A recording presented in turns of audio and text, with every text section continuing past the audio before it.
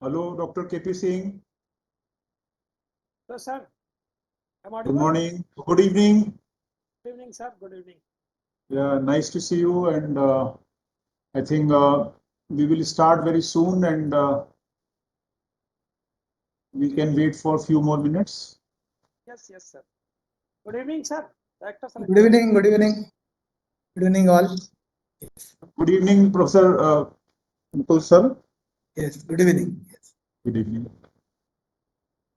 We also have cultural evening now. Some Yeah, cultural yeah. class. Yeah, it is different from the first session. Even our first session. Okay. Good.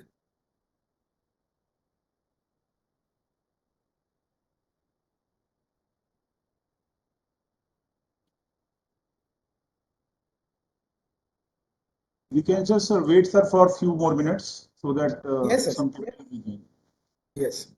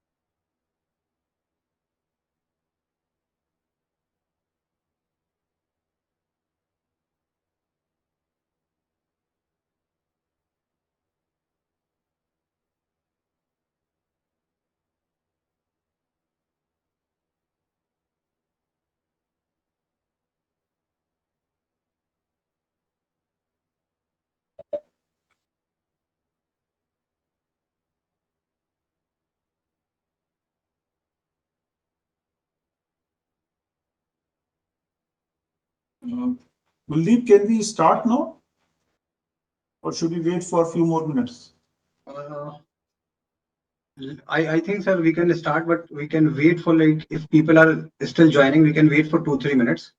Oh, because many of them are from overseas, no, abroad, so they may have little time difference problem. Correct, sir, correct. So I think we let's can wait for. start at 7:05 p.m. I think so. Wait for 3 minutes maybe. Then start. Yes, we can start sharp at 7:05 p.m. Correct. 7:05.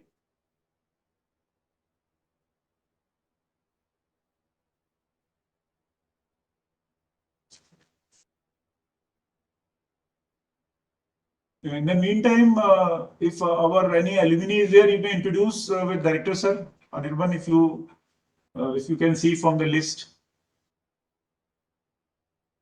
Yeah, yes, sir, that would be great. I think Ankit Mittal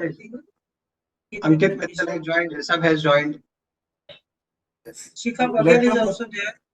Yeah, let them open the screen and let them introduce themselves, because director sir will be happy because he. Yes, please, yes. Yeah. I'll be really happy to get Give me introduced. 1 second. I'm just setting up my audio. Give me 1 second. Okay. Hello, Director sir. This Hello. is Rishabh from B2K10. Quite a long time, and very Yes. happy to be here. Yes. Welcome. Thank you, sir. Rishabh, you are which batch, BTech? 2010 to 14. And yes, yeah. Oh, great. IT, no? Yes. So today you'll be sharing your story, right, Rishabh? Today I'll be moderating. So Moderating. I will be presenting other alums who would be sharing their story. Actually, sir, there are some breakout sessions which are domain specific, like entrepreneurship, higher education, and Yes. their alumni of that domain are connected, and the students will have a lot of ideas from them how to succeed in that domain. Yes. So he is Vinith moderating. also going to moderate, I think. Vinith also going to moderate one session. Correct. Yes. And thank you, Anirban and Kuldeep, for being with us all the day. Yes, thank you, sir. You have really been hosting the event, truly. Yes. I think others are also there. Ankit Mittal, Shikha Patel, they are also alumni. So, Shikha, you may tell about yourself, yeah. Am I audible and visible? Fine. Yes, Ankit, yes. Yes. Hello, Director sir. Hello, Anupam Hello. sir. I'm so happy to be here. I'm from B2K7 batch, IT. Right now I am in New York, but yeah, today I'll be trying to motivate students through our speech, and I also am part of a breakout session.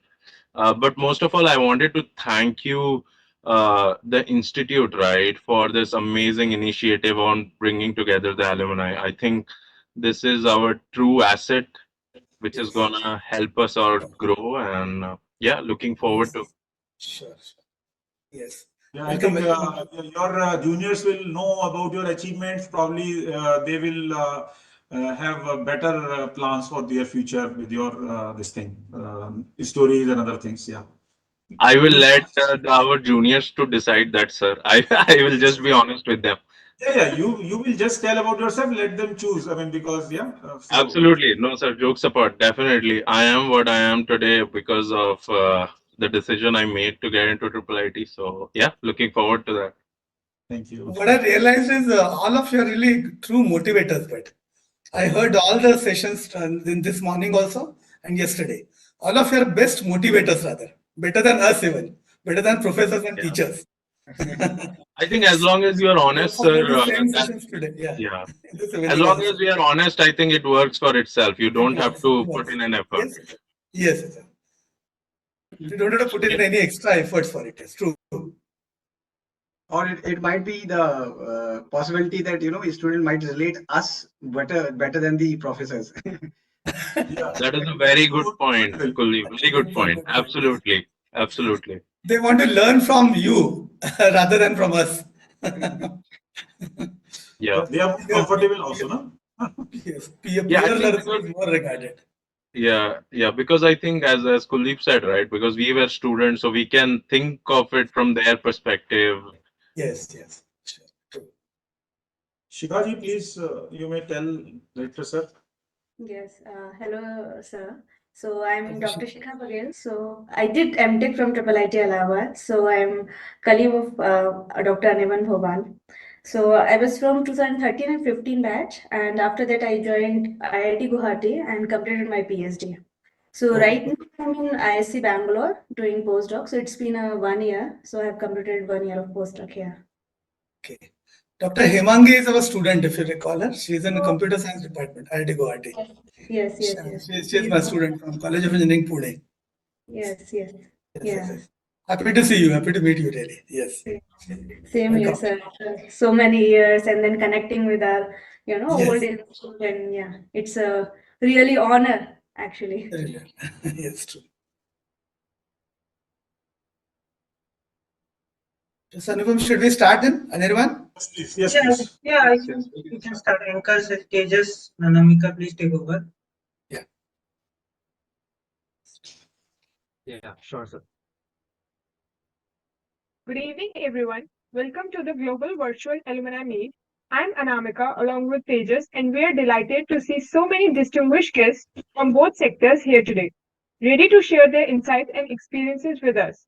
This is a great opportunity for us to reconnect with our former students, teachers, and staff. This is a great opportunity for members and to celebrate our achievements and milestones. We also want to hear from you about your current endeavors, challenges, learnings, and aspirations. We hope that this alumni meet will strengthen our bond and foster a culture of collaboration and mentorship. I'm sure you all have some wonderful stories and memories to share from your time at IIIT Allahabad.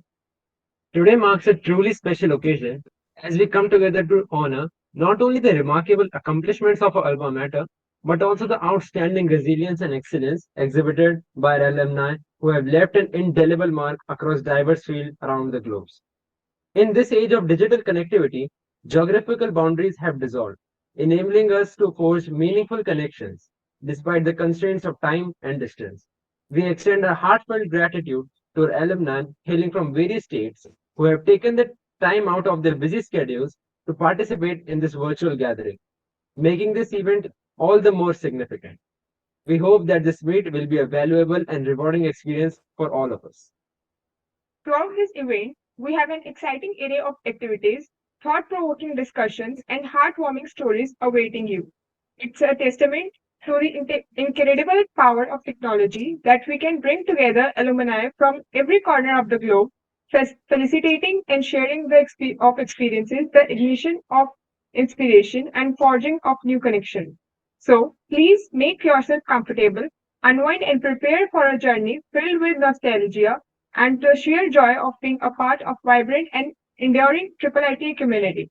Without any further delay, let's dive heartfelt into the online alumni meet and create lasting memories together. So, before we proceed to our next segment, we have a delightful surprise in store for you. It's a captivating walkthrough video that offers an immersive look into the extraordinary achievements arising from our past collaboration. This captivating montage not only provides a window into the innovative solutions and publications that have sprung from our collective efforts, but also serves as an invitation to join us on our exciting journey towards future accomplishments that positively impact society. So, without any more delay, let's all come together, take a moment to relax, and enjoy this cinematic journey down the memory lane.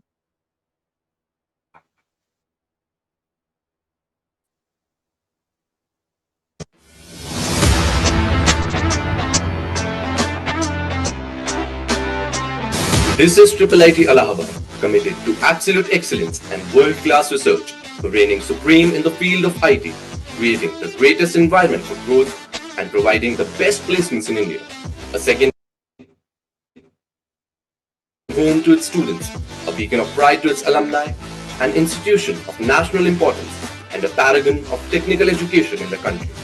Just as Rome wasn't built in a day, IIIT Allahabad has its own story spanning 2.5 decades, and it needs to be told to inspire the players of tomorrow. How this institute, from initially conducting its classes in a few rooms of University of Allahabad, has managed to so firmly establish itself as one of the India's topmost institutes.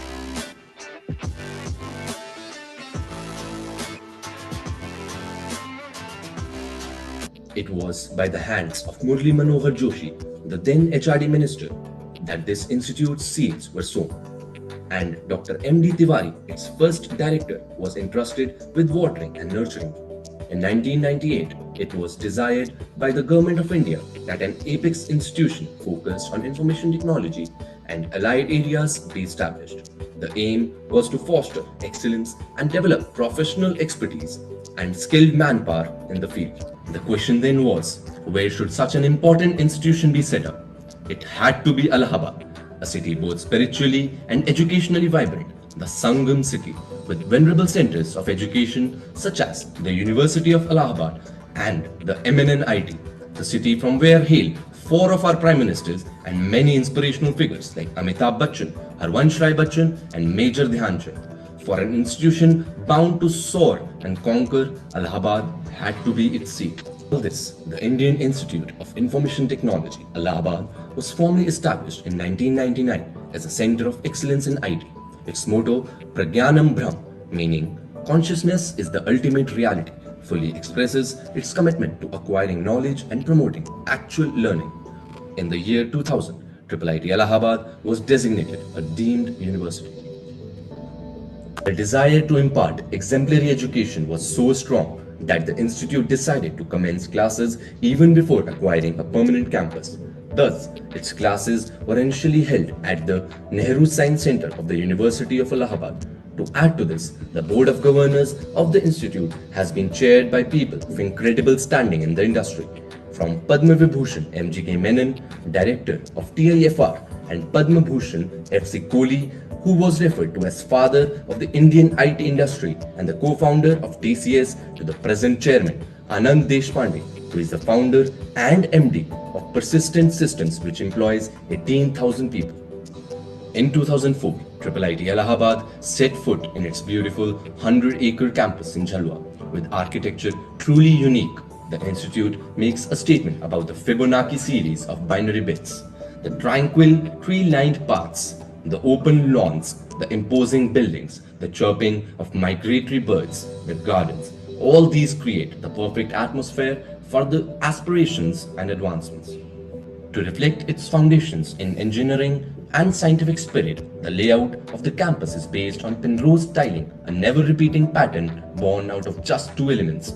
IIIT Allahabad's legacy is similar to this Penrose tiling, a unique, never-repeating path created by 2 elements, determination and thirst for excellence.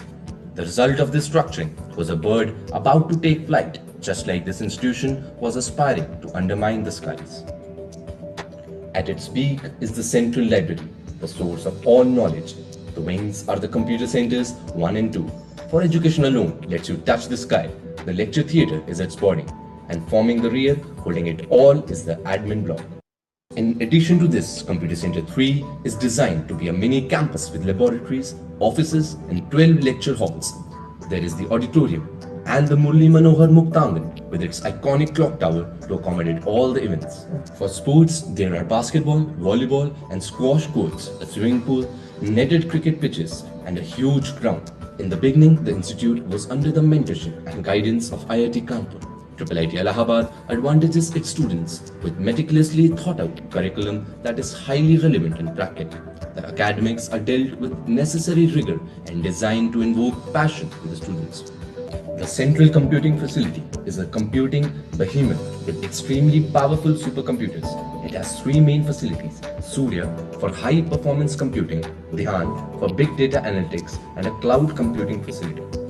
The Center of Intelligent Robotics promotes research and teaching of robotics with advanced robots like Baxter and the humanoid cobot. It lays emphasis on healthcare automation. Professor G.C. Nandi played a pivotal role in developing the center. Tackling global challenges like climate change and illiteracy is a way for the institute to pay back to the nation and indeed to the world. Initiatives like Prayas exhibit the fundamental human feeling of compassion. Prayas is a volunteer movement that has helped hundreds of underprivileged rural students to learn and bring sunshine in their lives. It takes a happening and enjoyable student life to have all these feathers in their cap. Societies were first introduced in 2002 as clubs with rather plain names. At present, the clubs have evolved into societies: Saraswa, Rang Tirangini, Nirmiti, genetics, virtuousy, thunderbolt AMS, and spirit. They keep the community alive and offer a place for you to showcase your talents. For the programming geniuses, there's Geek Haven. For electronics aficionados, there's Tesla. And for all the innovators, there's Gravity. The technical societies conduct workshops to ignite interests in their students. Together, they are an integral part of the college life here. And the discussion on college life is meaningless without the mention of fests. The biggest one among them is the cultural fest effervescence. The college turns into a carnival, inviting celebrities, speakers, dancers, singers, and vendors. Tens of thousands throng the premises during this. The idea of this fest was first conceived in 2003 on the foundation day.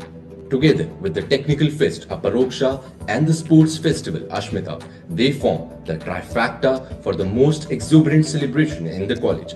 Competitions, speakers, and shows make students stay up all night as they experience some of the best days of their lives.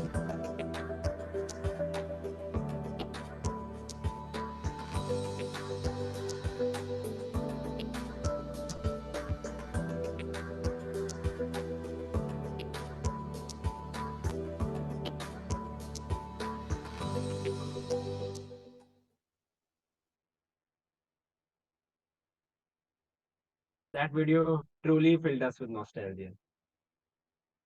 The diligent efforts of IIIT's Alumni Affairs Cell has been instrumental in making this every event a reality. We deeply appreciate their consistent support throughout this journey. Dr. Anupam Agarwal is working as a professor of computer science and information technology at Indian Institute of Information Technology, Allahabad, since the year 2012. Before joining IIITA in the year 2000, he was working as Senior Scientist D at DEAL, DRDO, Government of India, Dehradun, where he had contributed significantly in various national level projects. He received his MTech degree in Computer Science and Engineering from IIT Madras, Chennai, and PhD degree in Information Technology from Indian Institute of Information Technology, Allahabad. He was a postdoctoral researcher at the Department of Computer Science and Technology, University of Bedfordshire, during which he had contributed significantly in two major European Commission projects, which were subsequently rated excellent by the Commission.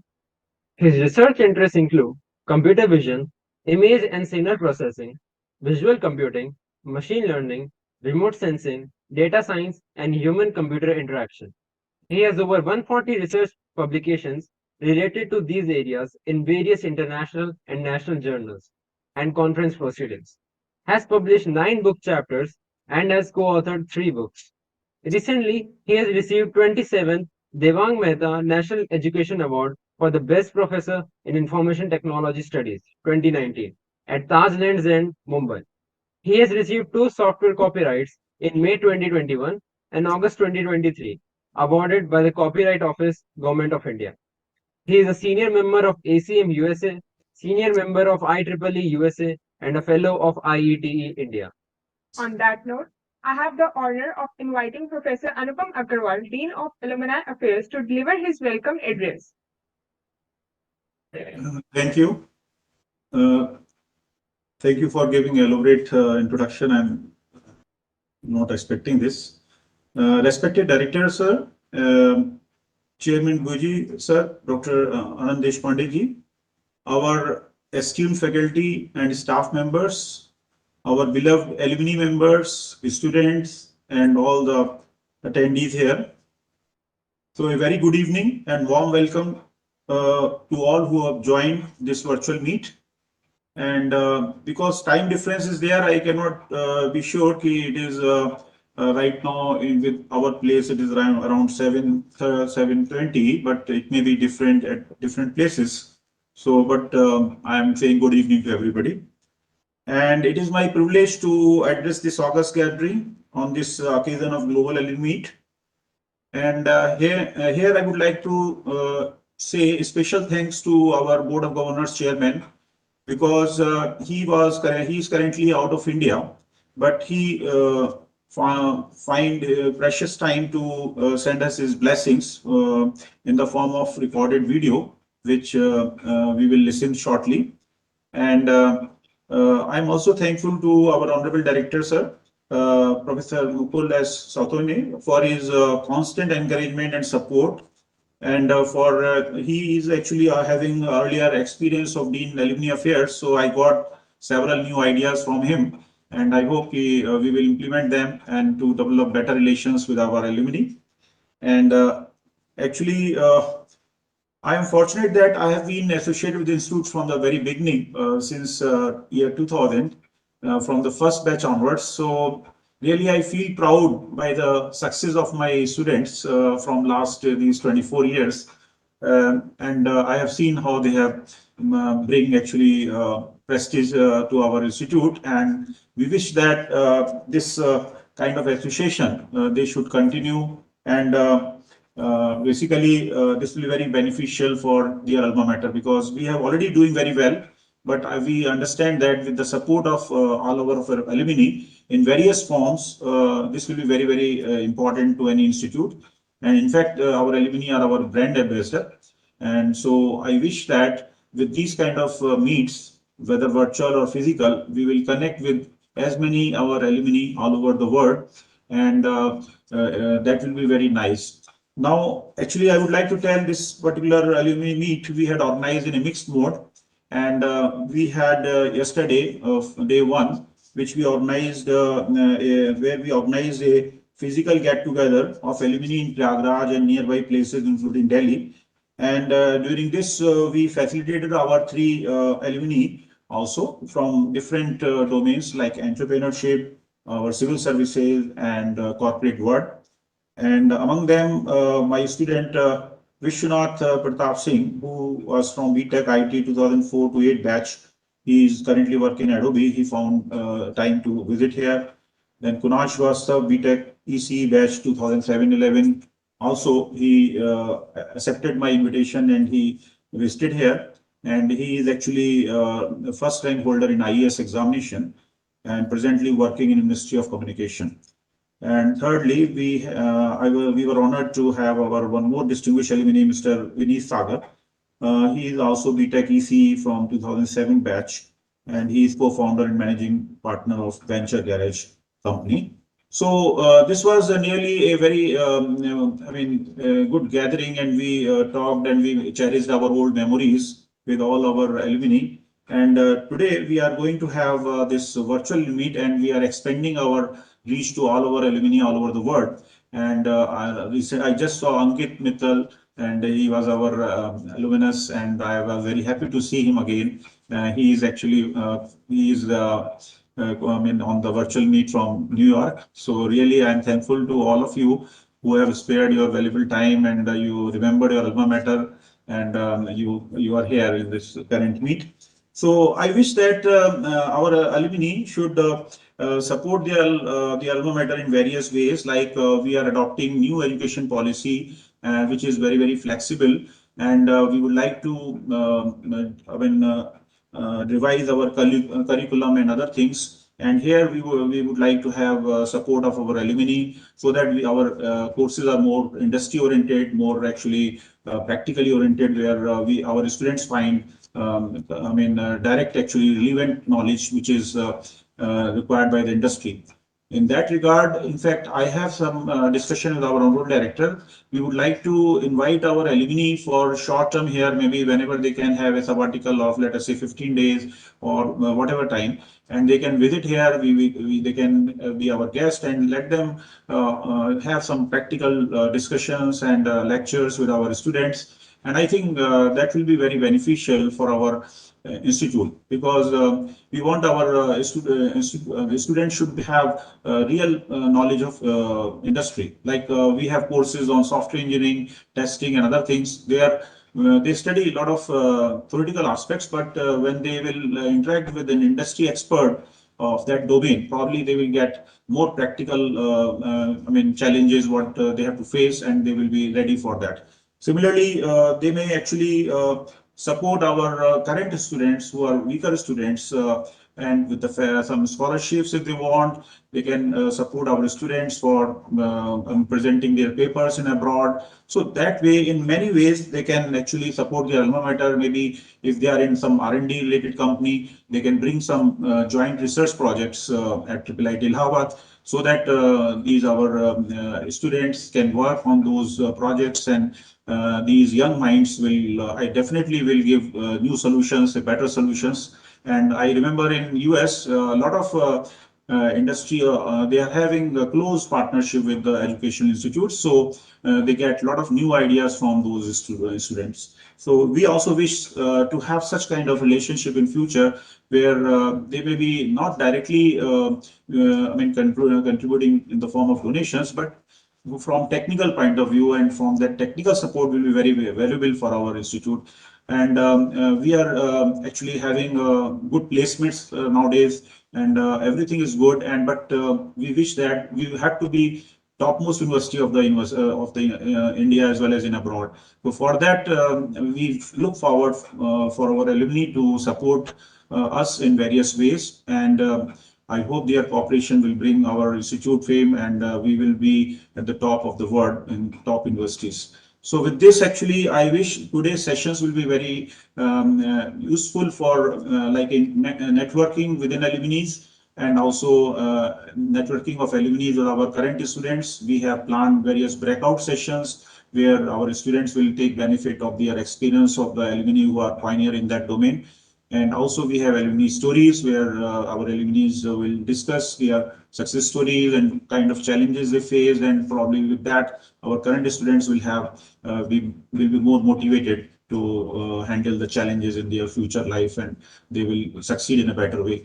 So with this, I feel that today's meeting will be very useful, and I again thank all the people who have helped us to organize this meet today. Thank you very much. Thank you. Thank you, sir. This meeting will surely be useful for all of us. With immense honor and enthusiasm, we extend a heartfelt welcome to our institute's esteemed director, Professor Mukul Sotabne, sir. With over 30 years of experience in academics, research, and industry, Honorable Director Professor Mukul Sotabne was previously the officiating Vice Chancellor at College of Engineering, Pune, and had handled various responsibilities such as Deputy Director, Dean Academics, Dean International Relations, and Head of Department as well. Today, we are privileged to have Professor Mukul Sotabne, sir, grace his occasion and share his invaluable insights with us.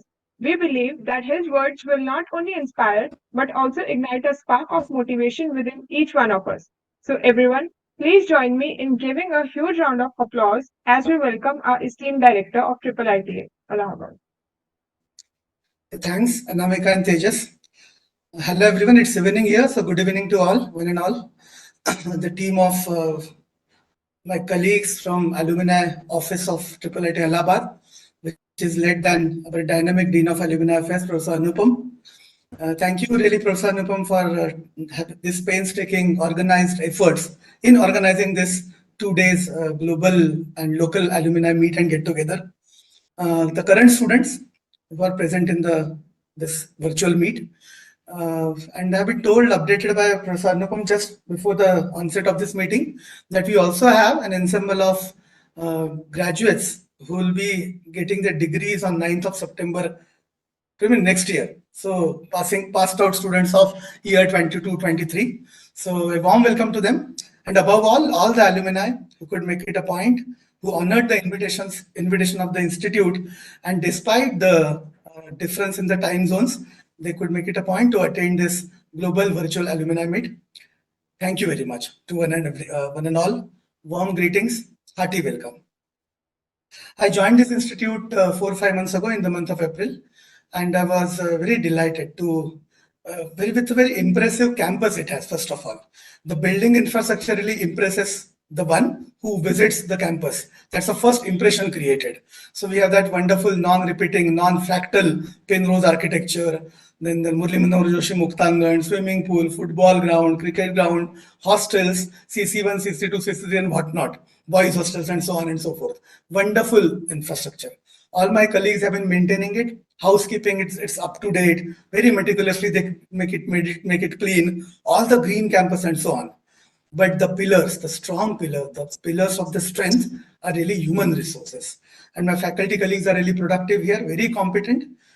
IIIT Allahabad had been the destination of highest meritorious student on that JEE main scale, as we understand, and the entry merit has been improving, rising year after year.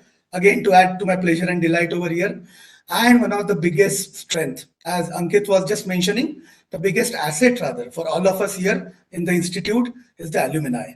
Yesterday we had a physical get together on campus, and we felicitated Vishwanath Pratap Singh, Kunal Srivastav, Vinit Sagar. They just represented the galaxy of alumni this great institute has produced. We had a good lunch, sumptuous lunch. Then we roamed around this. We really could sense the vibes of this campus. We were in the beautiful auditorium. But what I admire, appreciate, is the leadership shown by all these young alumni whom we felicitated yesterday. What a wisdom, what a scholarship, and what else certificate we need that IIIT Allahabad is really the source of excellence. It's really a center of excellence, which produced such galaxy of alumni, illustrious alumni. So guys, you are the celebrities today, the dignitaries. I'm simply amazed to see the bandwidth of alumni this institute has produced. Geography is not a limitation, it's not a boundary at all. Domains, we have entrepreneurs, we have startup owners, we have public sector bureaucrats, technocrats, we have corporate leaders, and just name and we have the alumnus there. We have alumni there. So it's added to my delight. I come from College of Engineering, Pune, 169 years old institute, entering 178th year of its existence. And here IIIT Allahabad is a younger institute, entering 25th year of its existence next year. Okay, it's Silver Jubilee we'll be celebrating. And in that Silver Jubilee, role of alumni as a strong pillar of this, strong HR pillar of this institute is very, very critical, very crucial, very, very important, as I always feel. We produce good research. I had a session with my faculty colleagues after I joined. It was probably devising an NEP compliant curriculum. NEP is National Education Policy for my overseas alumni colleagues over here. It's quite flexible, talks of quite novel practices to be imbibed in the curriculum structure. We did that. And I asked, there is some type of categorization of institutes which is mandated by NEP. I simply asked a question to all my faculty colleagues in that session, that what you want your institute to be tagged as. Should it be teaching intensive or research intensive? There was a unanimous answer. Though there is a lot of democracy prevailing on this campus, there was a unanimous single answer from all my colleagues. We want to develop this institute to be multidisciplinary research institute. It was again, it added to my delight. It's truly a multidisciplinary research institute. Even UG students here produce quality research. Publications of my faculty are on par with many of the IITs. But on the flip side of it, we have less number of faculty. As on date, only 75 faculty we have. We cannot therefore cater to the aspirations of many meritorious students. We are just strength of 450 at undergrad. IT and ECE, those are the only two branches with many verticals. Around 250 plus we have MTech specializations. Many of them are there. Many state-of-the-art technology verticals we have introduced at this campus. No doubt. We have MBA, we have many good MTech programs in applied sciences. That's happening. We want to cater to the aspirations of brighter brains of this country. Then we need hostels really. Hostel is a big limitation now. We can't raise the infrastructure. Government doesn't support us, right?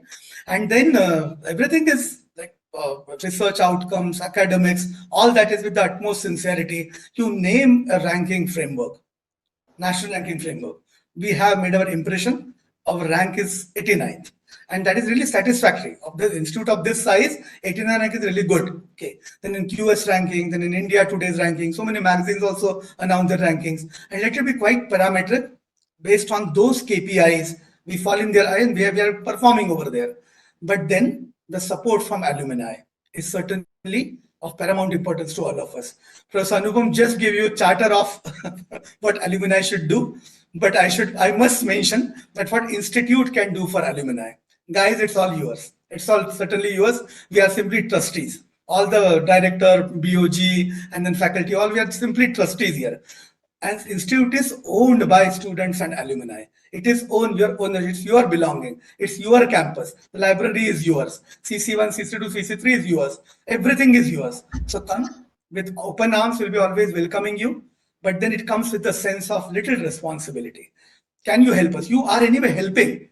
You are mentoring our students, the young generation, the young kids really want to learn more from you. I was just mentioning to Ankit, they want to more learn from you because their advice is not advice for you. You may not be liking our advice and our probably teaching, routine teaching, and probably you are the best teachers, best mentors, best advisors for them. That you have been doing. But as Professor Anupam was mentioning, whosoever wants to come on campus, spend some time, maybe an hour, a week, or a month, or whatsoever. Okay, then let's spend time. Let's invest in terms of time with our young kids. They are truly, truly genius, brainy, and productive. But your add-on, the value add-on will help them to perform better. Spend time with them. Invest in terms of time. I always say time is more precious than money. Your donations, your money we want, but that's not the only important thing. You first invest with us in terms of your precious time. Give time to our kids and they'll perform outstanding. I assure you that. You can co-teach with us. You can help us in our curriculum development. Try to make it as relevant as possible to corporate and industry. We have to make it, right? We have wonderful, elegant curriculum now, but you can help us in doing that. What lacked is when I compared this alumni contributions to the institute, the alma mater, with the IITs, let's say. Then there is something known as chair professors, which you can certainly do. Senior alumni present in the gathering over here, they can certainly see to it that they, because of their influential positions in their organizations, they can see to it that they donate, establish a chair professorship over here. A chair professorship over here in COEP I had it, in Pune College I had it, where Ministry of Steel chair professorship for a metallurgy professor, where Ministry of IT, Electronics and IT, for a department from the Department of Telecom, chair professorship for the telecom professor. And all our professors, I said, they are competent. They'll produce a good piece of research for you. You can certainly do that. Help in that context to all of us. And then we have many projects for you. But guys, this is not a give and take relation. Certainly not a give and take relation. It is win-win. You support us and we support you. We're going to open a center of continuing education, by the way. If you at all want to learn from us, still want to learn from us, upgrade your qualification, learn some kind of a, or let's say a culmination in terms of some degrees, formal degrees. We are here to help you. It's all yours. It's really all yours. But this association relation is feelings based. It is not something which is like we have to really give a income and expenditure. It's not really not like that. Something of that, not that sort. It is feeling based. It is emotion based. It is win-win. It is you support and I support. That's the way it should go on. And I always feel any accolade or degree cannot be better than the degree or the accolade or the title of alumnus of your alma mater, alumnus of IIIT Allahabad, which sticks to you lifelong. That's the, when you say BTech IT of 2K7 and so on, more than that, you are a illustrious alumnus of IIIT Allahabad. So friends who are present here, probably from overseas or pan-India, I'm more than sure you will try to connect with us. Network of this IIIT Allahabad should grow in leaps and bounds. And all these nodal, you are the nodal points, you are a brand ambassadors. See to it that we can raise stature and status of this institute to its most deserving kind of a rank and brand around the globe. That must happen. So institute calls you, you have to honor the call. You will honor the call. With these words, I want to close. Again, I congratulate, appreciate Professor Anupam and his team. Really, they took very organized efforts. Both the events in the morning also, it was quite productive, I should say.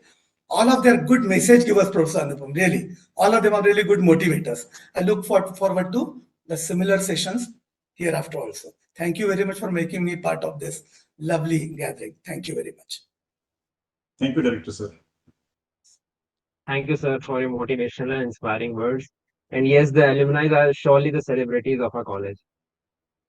So moving forward, ladies and gentlemen, distinguished guests and esteemed members of the IIITA community, it is an absolute privilege to introduce our distinguished guest of honor for today. He is a luminary in the world of technology and an inspiration to many. Hello, Tejas, your voice is breaking.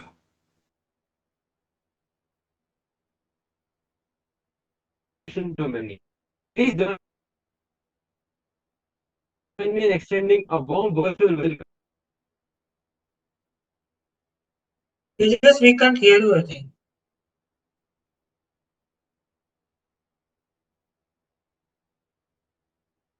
In 18 countries poised to cross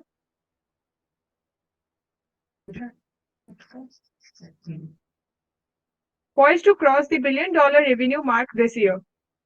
Beyond his exceptional entrepreneurial success, Dr. Deshpande's commitment to education and innovation is evident through his distinguished roles, including his service to the Board of Governors at IIIT Allahabad, among other esteemed organizations. Although Dr. Deshpande cannot be with us live today, we are privileged to hear his recorded message. We eagerly await his words of wisdom and insights that he has graciously shared with us. Dear IIIT Allahabad alumni, it's an honor and a pleasure for me to be here with you. Though I would have loved to be there live and in person, unfortunately we are on a vacation and currently I'm recording this from Kamloops, British Columbia in the Canadian Rockies. Alumni for every institution are one of the most important stakeholders of the community that IIIT Allahabad belongs to. So it's a real honor to have this opportunity to talk to you. And it's really delightful that we are doing this just before the convocation, which is happening in another 10 days. The current alumni strength is nearly 8,000 people. We'll add another 500 in the next 2 weeks. I'm really delighted that the Office of Alumni Affairs at IIIT Allahabad has already started various alumni activities, especially those after 2020, when the Alumni Association and the Office of Alumni Affairs were set up at IIIT Allahabad. The construction of the alumni website, alumni database, alumni membership program, mentorship program for the benefits of the current students, orientation programs, regular webinars organized by accomplished alumni, and connecting with the alumni through various social media platforms such as LinkedIn, Facebook, Twitter, Instagram, WhatsApp have already been in progress. And I think we have made very good strides in this effort to connect all the alumni with each other. We have also formed 6 alumni chapters, 4 in India and 2 abroad, allowing alumni to hang out together and work together. I'm sure the fond memories that you have from IIIT Allahabad carry on with you, and as alumni, you are always looking forward to those opportunities to work together, hang out together, be friends, and have parties together. And I'm really delighted that the Alumni Association and the Office of Alumni Affairs is doing its bit to make this camaraderie possible. I must also thank all the alumni for all the industry connects that they have provided to the Institute. Thanks to your connects, we have now had one of the best recruitment years in the last year, when many of the students got really very good jobs. I'm very confident that in the future as well, we will continue to get support. IIIT Allahabad is in a very nice place. We have a new director in Professor Mukul Sotaune, who joined just a few months back. I've had the opportunity of working with Professor Sotaune before, and I can assure you that he will be a very dynamic and a visionary director for IIIT Allahabad. I'm sure under his leadership, we will gain further heights. Already, we have done reasonably well in the NIRF rankings this year. We were ranked in the 89th position, and while I'd like to see this number below 50, I'm quite happy to say that amongst various IIITs and other institutions of our kind, we are definitely well placed. We were also ranked 10th in the India Today Engineering College ranking, so which is another fairly good distinction for IIIT Allahabad. We were also ranked between the 81 to 89 band in India by the QS Asia ranking for 2003. I must also say that the Institute is on a very exciting journey. The new national education policy has been announced, and IIIT Allahabad has taken the lead in setting up new programs so that people have the flexibility and the opportunities of interdisciplinary work that is being proposed using the new education policy. I'm sure that you will all benefit from the various programs that we are conducting, and I'm quite looking forward to having the opportunity for alumni to also participate in courses. We need to look at our relationship with our students at IIIT Allahabad to be not restricted to the 4 years that they are on campus, but be seen as long-term and long-term association where we provide you learning opportunities for life and are not restricted for the time that you are there. The new education policy will allow you to do this very effectively, and you will be able to take credits that you can bank in your academic bank of credits and help you for your further and continuing education, which has become super important, as you would have all observed. As I look ahead, this is going to be a very exciting event.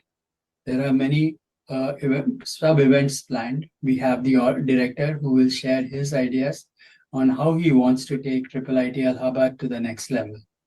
We have several parallel breakout sessions, including the ones in entrepreneurship, how to progress in corporate life, how to be a civil servant, and continuing in higher education.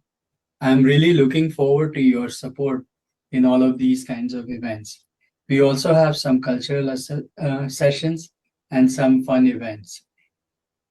I'm really grateful to all the alumni, and with this, I would really need an appeal for your support.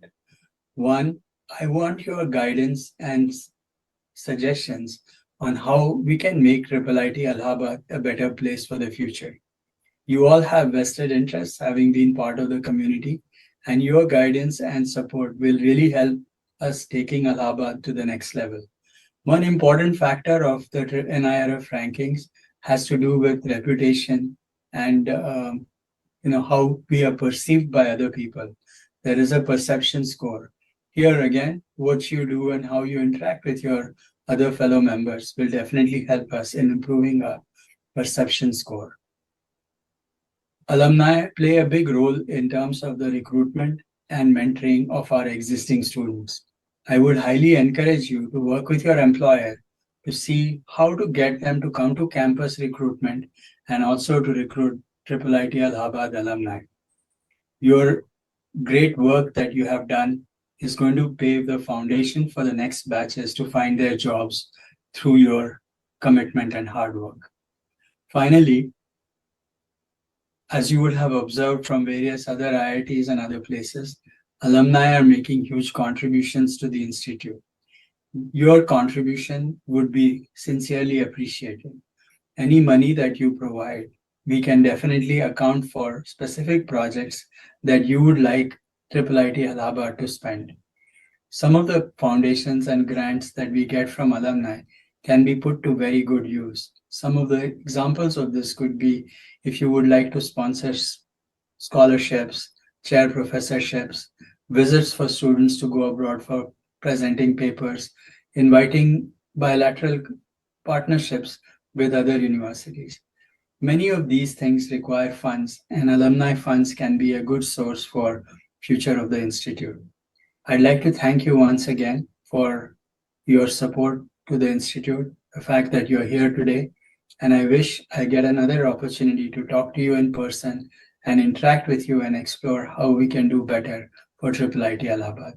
Thank you very much, and have a great day and a great year ahead. Thank you.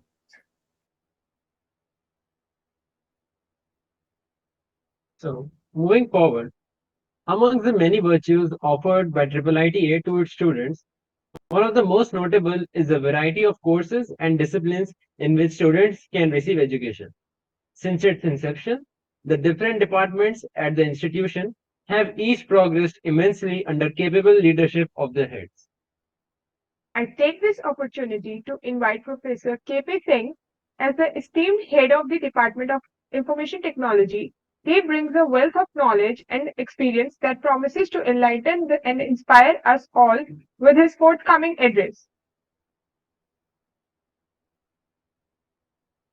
Good morning, good afternoon, and good evening to everyone. All the alumni joined from across the globe, I welcome you on this virtual alumni meet. And I hope that you all will definitely enjoy this session. Because this alumni meet is just opportunity to interact with old friends and also going back to the old memory. You may recall that how you have done whole night activity apart from the classes in this campus in 4 years or 2 years of as per your program. Recently, one instance, I was after 15 years in my alma mater, and what I feel that even entering the campus give the vibration. I was here at so many times. I feel such kind of feeling definitely you may have, and you will enjoy this meet, and you will share your old memory, your accomplishment, and whatever the achievement you have that you are going to share with your own, with us, all the new juniors, and everyone you are going to share.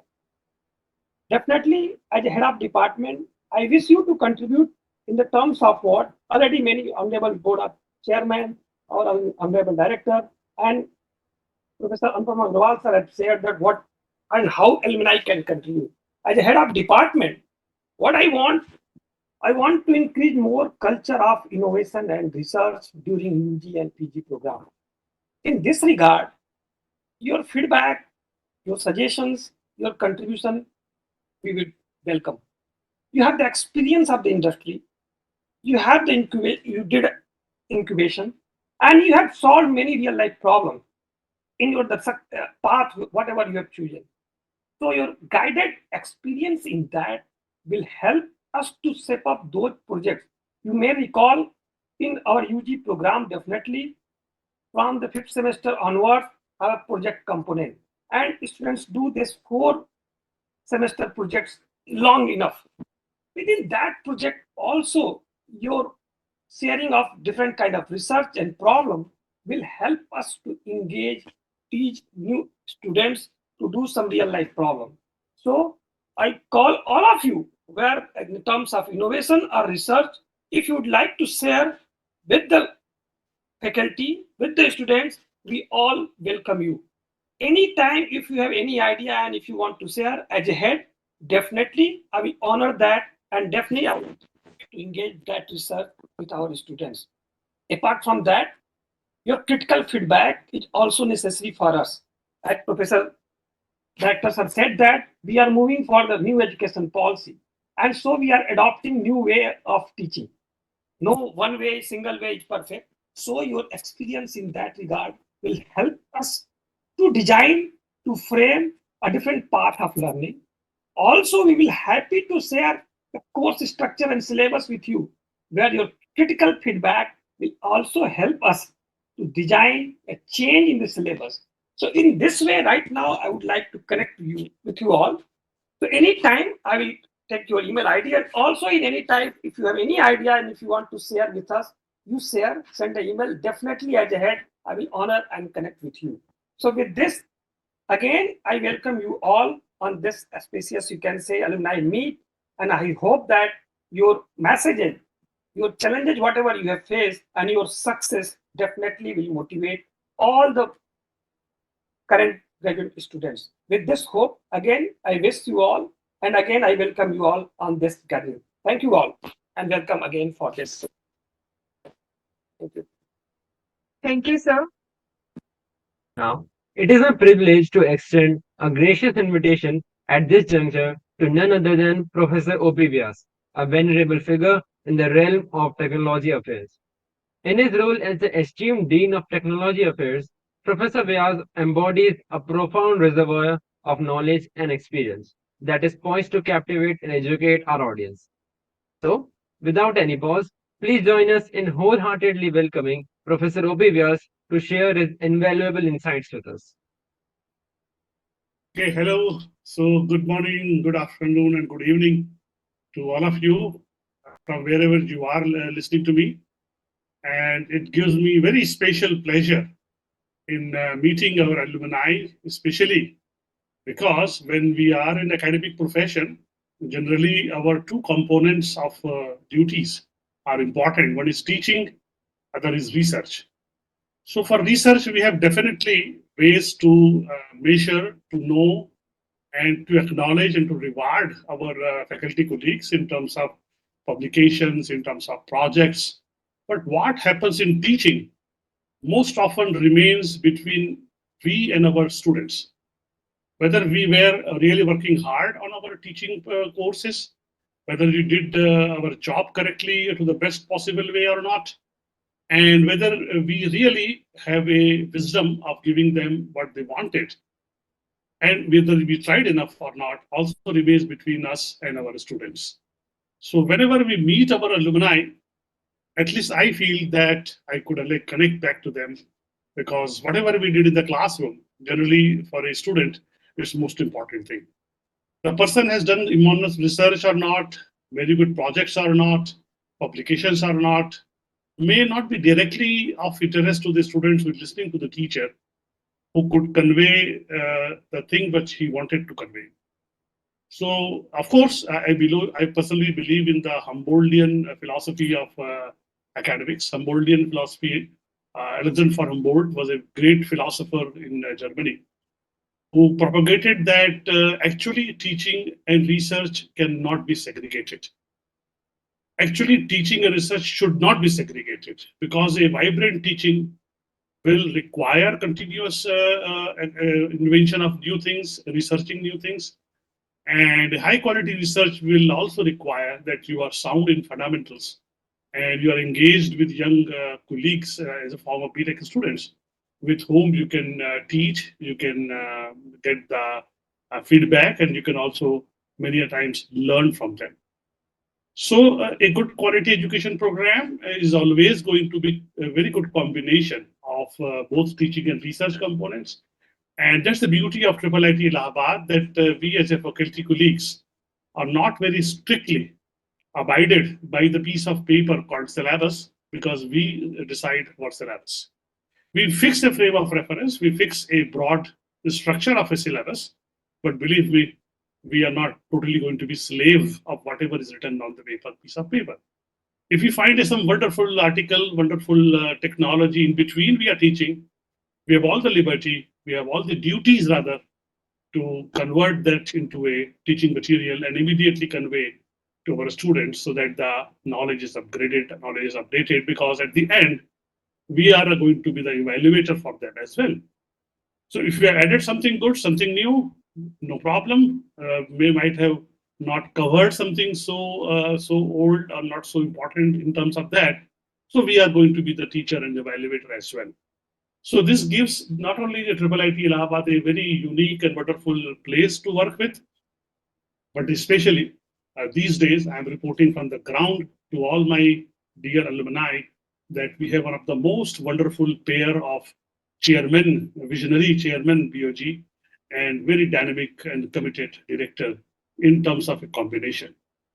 So after a long time, I can see the vibrations, I can see the dynamism, and I can see very specific direction and pursuit of excellence. Our chairman BOG is a very super achiever, although he is so humble that you will never make out what he has contributed to the professional field and what he has achieved through his philanthropic endeavors. We feel especially blessed that he is our chairman BOG. And with that same breath, I would say about our director.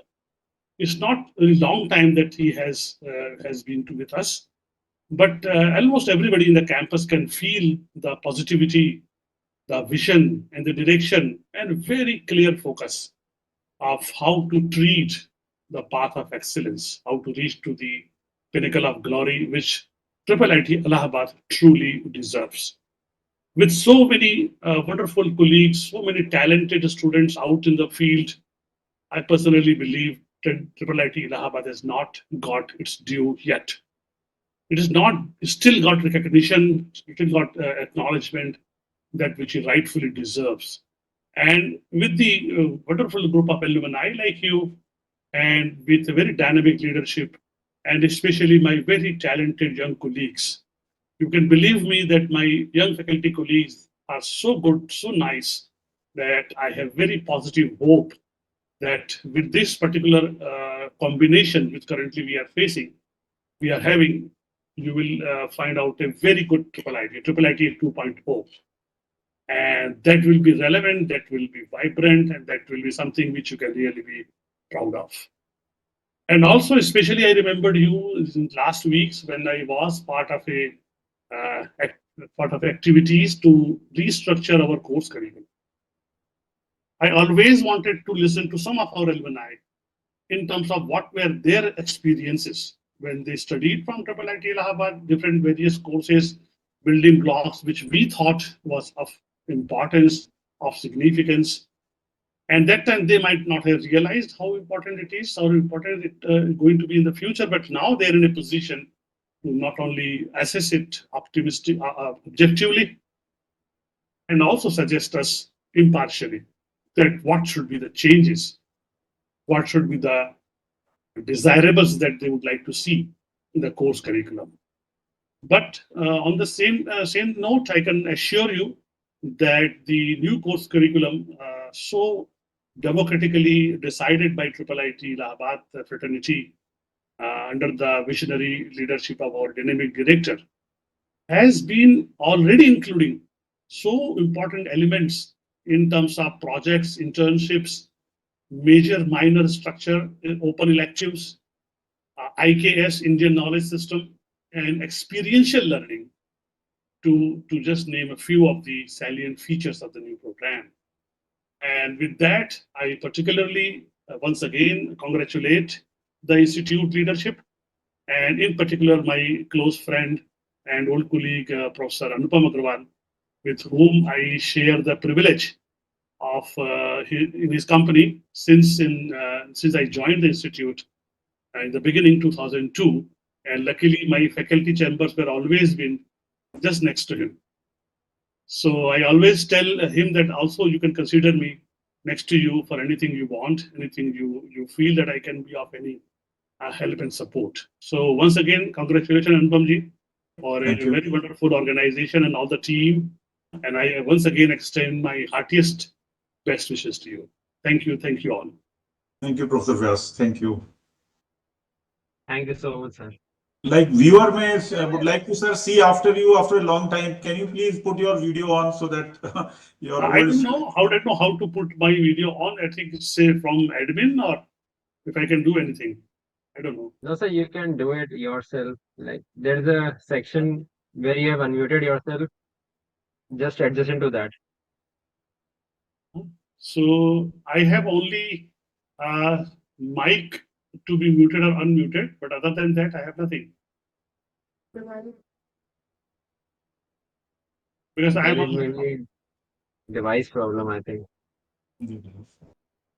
Anyway, sir, they will visit your website, no problem. Yes, right. Yeah, sure. Thank you very much. Thank you very much, Professor Vyas. Thank you.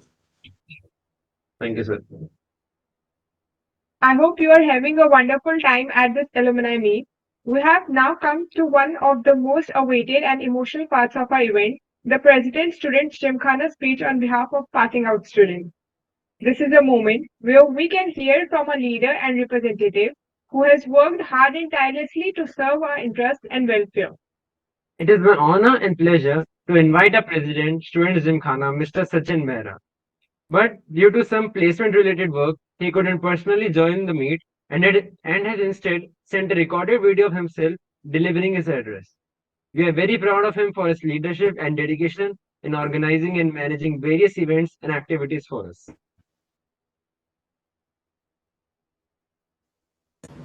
Good evening, everyone. As the president of Student Gymkhana at IIT Allahabad, it's an honor to stand before you today, representing the graduating students, and express our heartfelt gratitude to our esteemed alumni for being a part of this remarkable occasion. We deeply cherish the lasting connection our alumni have maintained with our college, and your unwavering support, invaluable guidance, and mentorship have played a pivotal role in shaping the future of countless students, including those of us who are on the brink of embarking on own journeys. And our expectation for these bonds are significant, and we are eagerly anticipate the chance to glean insight from your rich experiences, to seek your guidance, and to tap into your extensive network. Concurrently, we are excited to showcase our talent, innovations, and achievements to you, with the aspiration of making you proud of the institution that has nurtured us. In the world marked by swift transformations and uncertainty, the support and mentorship of our alumni holds immeasurable values. This connection isn't solely professional, it's about nurturing a profound sense of belonging and the feeling of being a part of an extended family. As the representative of the graduating students, I want to personally express our heartfelt thanks to our amazing alumni, and your steadfast support and your presence with us today mean the world to us. Your engagement today is a vivid reminder of enduring connection that bind us together, and we eagerly anticipate strengthening these ties. And your invaluable insight will serve as our guiding compass as we embark on this new chapter, and we can't wait to create more unforgettable memories. Once again, thank you, dear alumni, for being an integral part of this special occasion and for your unwavering support as we set out on this exciting journey. Thank you. Thank you, sir. I would now request Mr. Kumar Rishabh, an esteemed alumni of our institution, to carry on with the proceedings. Mr. Rishabh Kumar is a senior product manager at Impact Analytics, an inventor in himself, and a management graduate from IIM Ahmedabad as well. Sir, if you would please. Thank you, Dev. Thank you for that warm introduction. It's truly an honor to be here today as a moderator for the Triple ITA Alum Meet. I feel a strong sense of pride and nostalgia being back at alma mater, surrounded by such accomplished individuals. Triple ITA has given so much in my life that I can't thank enough. Anyway, moving on, I am really excited and have the privilege of introducing our incredible alumni. Each of them has a unique story to tell, filled with resilience, innovation, and the Triple ITA spirit. Throughout this event, we will get to hear their remarkable achievements and experiences. So, without further ado, let's embark on this inspiring journey together and get ready to be inspired by extraordinary stories of our alumni. So, first of all, to start with, I'm thrilled to announce and introduce our first guest, Mr. Harmeet Singh. Harmeet sir is not only an esteemed alumnus but also someone who inspires me.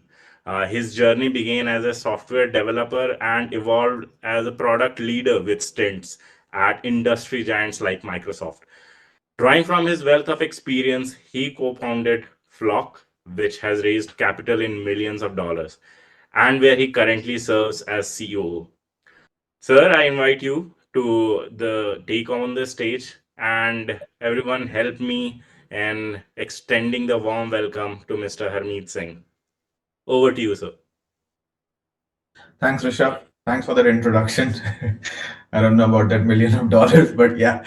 All right. When Rishabh asked me to go first, it felt a lot like how role number one would feel like when he has to go for Viva. So I hope you guys have sympathies for me.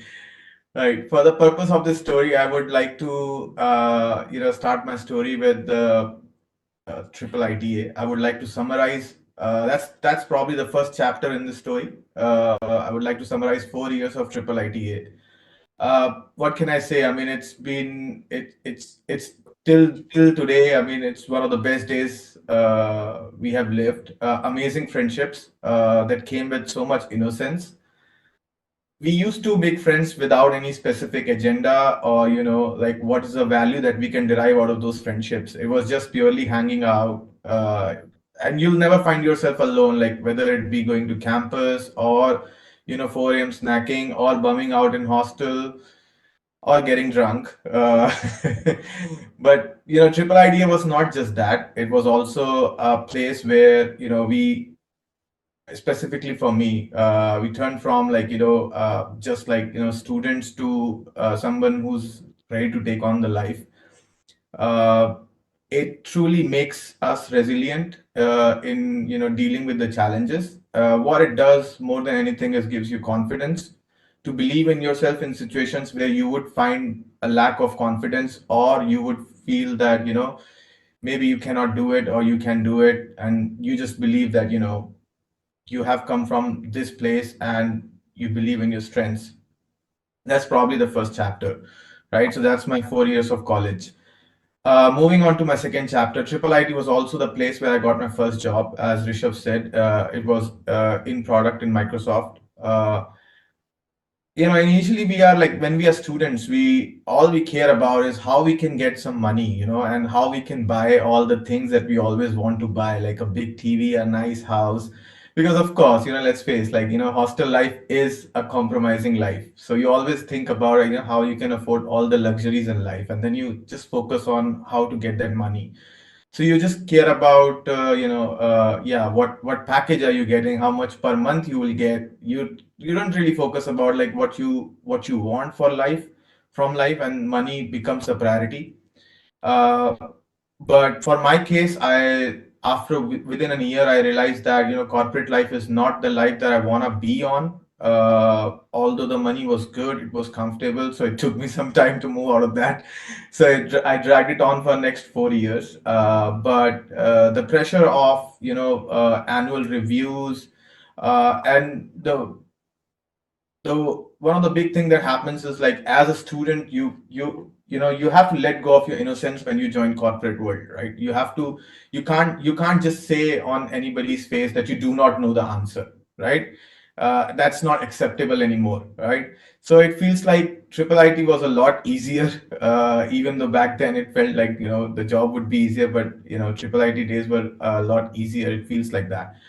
But yeah, when I looked around, I saw my colleagues. I saw our batchmates, our seniors. A lot of them were enjoying the corporate life. So it probably seemed to me that it's not one size fits all kind of situation.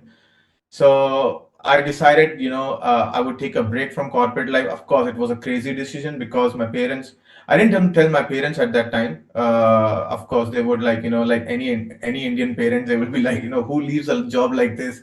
You should get retired in a company like this. So it was not something that I knew that it was something that I knew that they would not take it well. So I decided to join a company where my impact is realized faster, where I can contribute, where my efforts can affect the performance of the company, can help them grow. That puts more responsibility on me as an individual.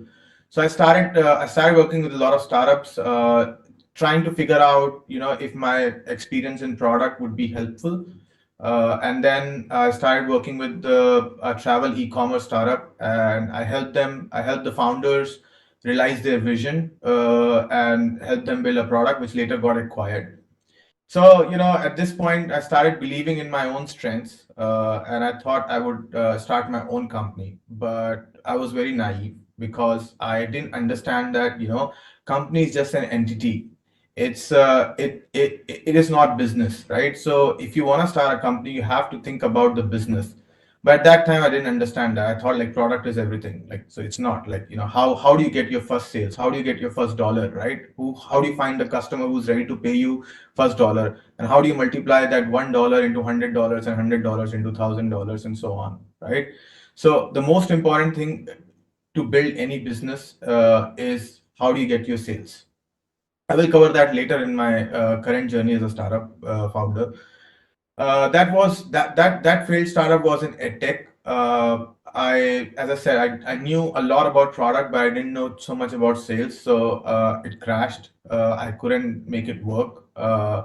It was very humbling to experience something like that, because from college you get a good job, then you work on good companies, and then when you finally decide to back yourself, it didn't work out. So yeah, you take a step back, and then you reflect on what are the learnings. One of the biggest learnings that I had was like, try to discuss with more people, try to talk about your ideas, Try to talk to more people. Don't think that people will steal your ideas, because even if they steal your ideas, they would probably not share the same passion that you have in executing that idea, which is the single most important thing in any business. Uh, so yeah, that's one of the learnings that I had. And as I said, like, company is just an entity. It's about business. How do you build a sustainable business, and how do you scale it? You might not be able to build a sustainable business, but if that keeps the electricity on and keeps your monthly bills getting paid, like, yeah, sure, why not? Like, if you can make the same amount of money that you can make from a high paying job, yeah, why not? I mean, it's a lifestyle business then, right? It's probably not a venture fundable business, but yeah, it's still a business. So for that matter, like, even a shopkeeper is an entrepreneur, right? So that's how not we see it. We think like entrepreneur, probably that's for me, like, we think entrepreneur is somebody who can build a business to raise funds. But anyway, I moved on from that. It was not very easy. At the same time, I don't know if I want to share this, but I'm just sharing that. I didn't write this down, but at the same time, I was also going through a bad breakup. So, your startup shutting down, you bad breakup, you're 26, 27, quarter life crisis comes in, and then you start to question, like, you don't have money, you don't have a job, you don't have a girlfriend.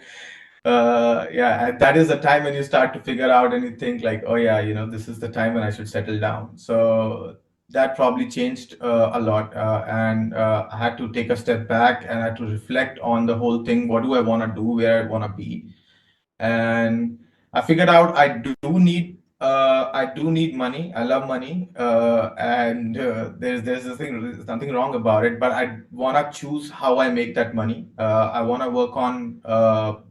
At this time, I was also getting a bit tired of being in product, and I wanted to basically get out of it. But then I wanted to do one last stint as a product, and so I was looking for a company which, where I can get excited. I didn't want to work on an e-commerce. I didn't want to work on an office suite kind of applications. I wanted to work on a product that you can touch and feel, right? That's really the product, right? Everything else is kind of service, right? So so I came in contact with these founders who were making. I'm not sure if you guys have seen that video, which is like, it's a roti making robot, right? So it's a company from Singapore, which basically you just put flour and water and oil, and it just makes roti on its own. So yeah, so I was quite excited about their opportunity, and I was working with the founders to scale their product. When I joined them, they were a Series A company, and so they were still launching their product. They had a lot of challenges in the product, so it was an IoT product. So I was excited because it's a hardware, software, and then IoT, the whole thing, right? You get the whole pack of thing, right? So that was very exciting. I worked there for 4 years. That's when I learned a lot about big data. I also learned about like how software product management is so different from a hardware product management. Uh, One major thing, the difference is like software you can deploy anytime, right? And you can release and distribute anytime. Hardware you cannot. You have longer cycles of execution. You screw up one thing in the hardware, you have to wait for another 1 or 2 years to fix that. So hardware product management is very different from a software product management. Anyway, that was also very exciting.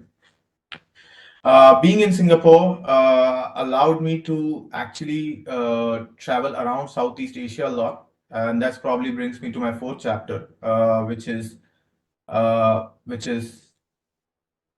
at this point after 4 years I wanted to do something different, and I still had that thing about I still want to start something, I still want to back myself, but there was a lot of trauma from the past. So I mean, I was backpacking in Southeast Asia. I went to Thailand, Vietnam, Indonesia, Cambodia, and that's when I really, when you go to backpack and you live in backpackers hostel, you meet a lot of people who are from various different backgrounds, different countries. They're just there to take a break, to enjoy. And as Indians, right, we frown upon break years, right? So we don't consider that break year is something that we should consider.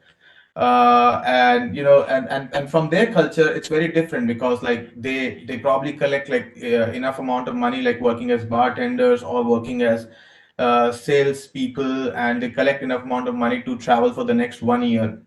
They go around entire Southeast Asia and all those things. But the most interesting part was all these people from different backgrounds were able to come together, and they would be able to form such amazing friendships that they would continue traveling for the next 3 4 months together, right? And that was when I thought, like, if what if this version of backpacking or some iterate or some version of this can be taken into a professional realm, where people are still working on a day-to-day basis on in their jobs in a professional capacity, and then they still get to experience some part of this fun lifestyle where you can make friends, you can meet a lot of people from different backgrounds. So that was my next startup idea. And I was thinking about this when I came when I come to uh, when I went to Indonesia. I met a lot of people, and then I realized that there's no concept of flat sharing, right? Like in India, we share flats with our friends and stuff. There's no concept of flat sharing in Indonesia. You have to take a full apartment on your own. So there was an opportunity, there was a market, and Indonesia was opening up for more expats. So I saw an opportunity, so I decided to start a co-living company. That's how Flock started, actually, which is my sixth chapter. So Flock, the name came from the idea about birds of a similar feather flock together. So that was the whole idea about bringing similar people, similar-minded people who are living in the same city, working in different jobs, and bringing them together and making a co-living company so they can live together, experience things together. Also having like a kind of a social angle where you organize events, parties, and stuff like that, and then you bring them together. So that was going very well. It was 2019, and then that's when the COVID happened in 2020, right? So we raised our angel funding to start the business, and I also moved to Indonesia from Singapore. And COVID happened, the sales were skyrocketing, but then when COVID happened, everything went to a halt stop. And you don't want to live with people and strangers, especially during COVID. Like, people didn't even want to invite their own friends. Like, in the starting, it was crazy, right? So you would, even if you get an order, you would, like, when you receive an order, you would wash your hands, before opening and stuff like that.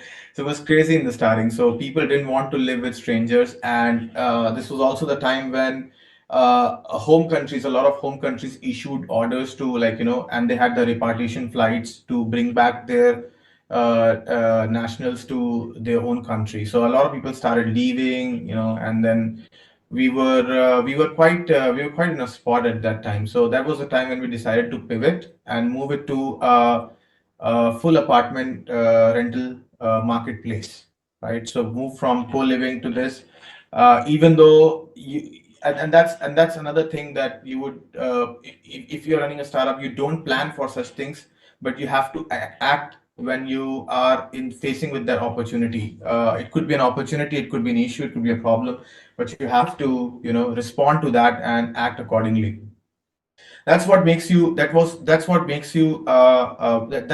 of the skills that you need to have as a founder, that you need to adapt quickly, you need to iterate quickly, you need to change your business model quickly. And a lot of big companies that you would, like, read about, they have pivoted their business model, and that they have become very big. Like, Uber started as a car for just celebrities, a premium car company, right? Now they are in economy sector, they are even doing scooter rides, like, so all of these things you have to evolve, and you have to pivot. Yeah, so that's Flock. So that's something that I'm currently running. It's been 4 years. As Rishabh said, I've raised a few rounds of funding. As a founder or as an entrepreneur, you think that raising money or raising money is the point where things would get easier, but it doesn't. It just gets harder and harder, because now you need to think about how to deploy this money, right? And you have to be right about it, right? Think about that you have crores of money in your account. Just an example, right? And now the pressure is, where do you spend that money? So how do you deploy that money? What things you scale? Do you spend on hiring? Do you spend on product? Do you spend on acquiring more customers? So what do you spend on? But the single most important thing is knowing what you're trying to sell and how you're gonna sell, right? So though, if you understand those two things, you will be able to scale any business. I am still fighting at it. That's the journey of an entrepreneur. Either you sell that business or you keep running it. Those are the only two options. And if you keep running it, you keep dealing with new challenges. But those are fun because those challenges are not the same that you are dealing on your first day. Yeah. One of the things that I do want to say, I think Mr. O.P. Vyas, Professor O.P. Vyas was saying something about the syllabus. One of the things that I do want to strongly mention uh, that that as a part of the curriculum, we should and we must include things around sales and also around e-commerce, right? Knowing coding, building a website is just one part of it. How do you drive traffic? How do you bring visitors? How do you make your website discoverable? So how much do you know about the SEO? How much do you know about the social media marketing? And all of these things are super critical. So if you know if you have a great idea, how do you get it out there? So I think that's one of the most if somebody's taking feedback, I would like to give that feedback very strongly. I think that's the e-commerce, as an IT department. E-commerce is one of the biggest skills that we need to instill in our students. Yeah, I mean that's pretty much my journey so far. I am in Indonesia right now. If any of you do want to talk about how to become a founder or why not to become a founder, I have answers for both. I still contemplate for both, like what the life could be without the entrepreneurial journey. But yeah, it's fun, it's nice, it's exciting, and thank you everybody for giving this platform. And I'm very glad to see that we are following this very religiously every year. Yeah, thank you everyone. That's all. Thank Thank you. you, Thank you, Harmeet. sir. Actually, I would like to say your suggestions we are noting down. Our HOD is here, and we have various selective baskets. So definitely courses like e-commerce, I think it's already there. Social media marketing, actually, you are suggesting. So you can write to us at our HOD or me. We will definitely include that. So it will be a great help to your district based on your experience, and you can suggest some elective courses for them. So please feel free to write to us, and that will be great. With your inputs, I think we can introduce new electives for them. Definitely, sir. Yeah, thanks, Harmeet. Thanks you so much. I just extend the idea what told by Professor Anupam, that we have started a new branch of BTech in Business Informatics, in which there is a complete semester-long course on digital marketing, which is currently limited to the BTech Business Informatics, but it's open as elective to all Wow, other that's great. students. So it's already included. Thank you. That's awesome, sir. Great to hear, sir. What a journey. And then, as you said, life goes from ups and downs. But one thing is for sure, or one thing that I take as a feedback is making money on your own terms. So, as Triple ITA alums and even the students that you are, all of the participants here, so money is guaranteed, almost certain, that because you have that quality. But then doing what you choose to do, that is the thing which will keep you happier throughout your life. Yeah. So Yeah. thank you, sir, for sharing your experience. Next, I would like to invite Mr. Sunny Shukla, and he is really a great and accomplished professional, currently serving as an executive director at Goldman Sachs in London. And I still vividly recall my first year of college experience, where Sunny sir was, judging for the Thunderbolt audition of mine, and I did not make it.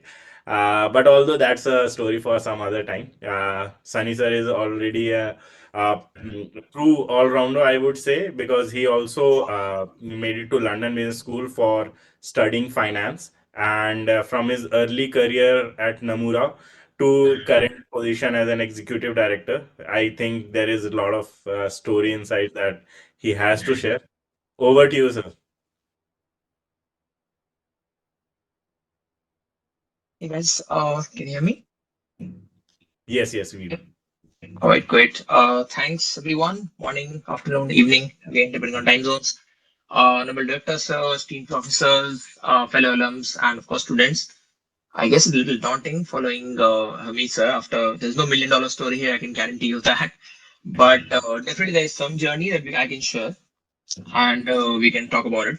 So there'll be two parts to this. One part is obviously my journey, what I do currently, how I've reached there, and then we'll talk a little bit about the takeaways that I believe you can learn from, and also what not to do from my journey, right? So that you don't make the same mistakes. So I think my journey also, as obviously for most of us, starts at IIITA. The first 2 years whizzed by. I have no idea where they went, to be honest. I still don't know where they went, but I think we definitely made some memories. And then by the time we reached placement, one of the things which I had realized for myself was that core tech is not something that really excites me. So I didn't want to go into a core tech kind of a role. I probably wanted to go into a different domain that possibly utilizes tech, right? And because that's all I knew. But I didn't want to go into a pure kind of a role. So then you're obviously thinking about which options you have. And then what I did, what I think most people did at that time, and most people continue to do, is basically you sort all the companies that are coming on campus, high to low by CTC. I think Ramesh also mentioned that, and then you start applying to some of them. So that's what I did as well. I joined Nomura. For those who don't know, it's the Japanese investment bank. And that's basically where I realized, okay, finance is my calling, and I do like this domain. I like how tech kind of is involved very heavily in finance. And some of the things which I possibly didn't know before I kind of joined a firm was that I thought finance is all about accounting. I thought finance is all about, some people. I mean, I'd watched Wolf of Wall Street, and the different definition of finance that you see there. My life is not like that, by the way. So if any of you guys have some wrong images, no, I don't yell, with a mic every day in the course of my life. No, I don't do that. But the idea is that, yes, any of that sort of collaboration between tech and a different domain is what excited me. All right. So I spent my time with Nomura, moved on to Barclays. In fact, I did a Morgan Stanley contract as well. So I spent some time in finance, about 4 years, 4.5 years. And at that point, I realized, okay, I've got some work experience. I have some good triple IT, a stamp of authority, which kind of tells it, yes, you're good academically as well. But one thing which I found missing was that I didn't know much about finance theoretically, right? And when you're competing with people, it's all about standing out, right? How do you stand out in a firm? How do you, stand out when you're trying to go for promotion? So it looks like, okay, maybe there's one gap which I want to fulfill in my career. So then you start basically researching, you go step by step. You're like, okay, masters in finance is one option that I can do. And I was like, fine, where do you do it from? So you kind of do some research, which are the best universities, blah, blah. And then London Business School was one of the things that kind of came into mind. Okay, this is where I can apply. But then I looked at it actually, and I did apply back in 2017. And I did get admitted in a couple of US universities, but London Business School actually rejected me at that point. And I had a choice of either going to the US universities or like taking a couple of more years trying to improve my profile and reapply. So I took the latter option, and I basically looked at what I can improve in my profile so that I can be a better fit for what universities they're looking for. And one thing I realized is that maybe I should talk to current students. I should talk to the prospective candidates more. I should talk to the people who've passed out of the university more. And I did that. And I basically realized that maybe some international experience on my CV would possibly look better. And I also thought that maybe I'll get some better exposure if I get to work with people outside my own country. So that's what I did. I moved to this. I took an opportunity with City in the UK, and I moved to Belfast. People who haven't heard of Belfast, it is famous for two things. One is Game of Thrones, that's kind of shot in Belfast completely. Another is Titanic. It was built in Belfast. So yeah, two very important things for a city that I've not heard of before I took the job. So anyway, I moved there. Different world, cold and stark weather, I must say. But anyway, I had some fun. 2 years there, and I was kind of traveling between Belfast and London almost on every week basis, and I got real good exposure to how the trading world works. How do we market make and those kind of things. And all of that experience proved handy when I applied to LBS. I could correlate a lot more with the application. I could explain the statement of my purpose much better. And I think this time it worked. So 2019 is actually when I started my London Business School course. But the course I was doing actually was not a full time. I was doing a weekend and evening classes batch, which meant that I had joined Goldman Sachs by that time. So 2019, I also switched to Goldman Sachs because I had to move to London. And which meant the whole day I was doing a job at Goldman. And in the evening, I was attending classes. So it used to be like morning 7 to 7 at GS, and then you attend classes from like 8 to 10:30, and then all of Saturdays spent in classes as well. So yeah, it was a tough time. All of 2019, 2020 was kind of tough. And then finally, when I graduated in 2021, I think there's a lot I learned from LBS as well. And obviously, it's a brand name that you carry, and there's a lot of relationships and networking that you basically make there as well. So that was a definitely good experience on my CV. And right now, I'm working at Goldman Sachs. My current profile is more to do with algorithmic trading, which basically, in a very layman sense, is trading and executing orders using computer programs, basically, right? And you're dealing with very low latencies, like nanosecond times, and like those kind of stuff, basically. So it's a combination of data engineering and data science. And I think Professor Vyas mentioned about some of the courses, did they seem relevant at that time? And honestly, some of the courses did not seem relevant when I was actually taking them. One of them being digital communications, where I was learning about Fourier series, Fourier transformation. I'm like, okay, why am I going to do this? I do that now day in, day out. Linear algebra, optimization methods. Like I was like, who is going to apply Newton-Raphson in his life? I do that day in, day out now. So yes, those courses are important. You don't realize it that time. But as soon as you step out of normal IT domain, some of these courses are really good, and there's a reason why they're being taught. So absolutely essential. And yeah, so it's like basically a base that gets formed at IIIT, and it's a combination of the fact that you are good academically. I mean, we're all rankers, and we've done well in our 11s and 12s and plus 2. So that's the reason why we are here. Plus, we are challenged not just by our faculty, but also by fellow students. Like everyone in IIIT, everyone in my batch was extremely competitive. Like they're all trying to like aim for the max there is. So when you're working with such a cohort, you also push yourself. And that's the reason why, when I went to LBS, I actually realized that academically, I'm actually pretty decent compared to a lot of other students who come from different parts of the world. And that's because I've been already pushed so much, back when I was in my undergrads. So that's definitely where I think I would like to thank IIIT for making me, someone of that level. That's basically my journey up till now. And then there are a couple of takeaways which I want to discuss. The first one being is it's okay to be confused, right? And I mean, I'm the practical example of it. Like 11 years, 5 companies, 1 master's degree, right? And I might still not be completely sure what I want to do. And I think that's absolutely all right. I think one thing which I've noticed, and I think if you listen to Harmeet sir, what he said, and in the morning, what Shreyas said, I think all of those people, one thing that they've in common is that you kind of make your own path, right? You basically figure out where do you want to go, and everyone's path can be different, the destination can be different, and it doesn't really matter, right? Like pure tech may not be for everyone. Some people might do finance, some might do into bioinformatics, some are research, some are civil servants. Does not really matter. I think we need to discover our own calling, right?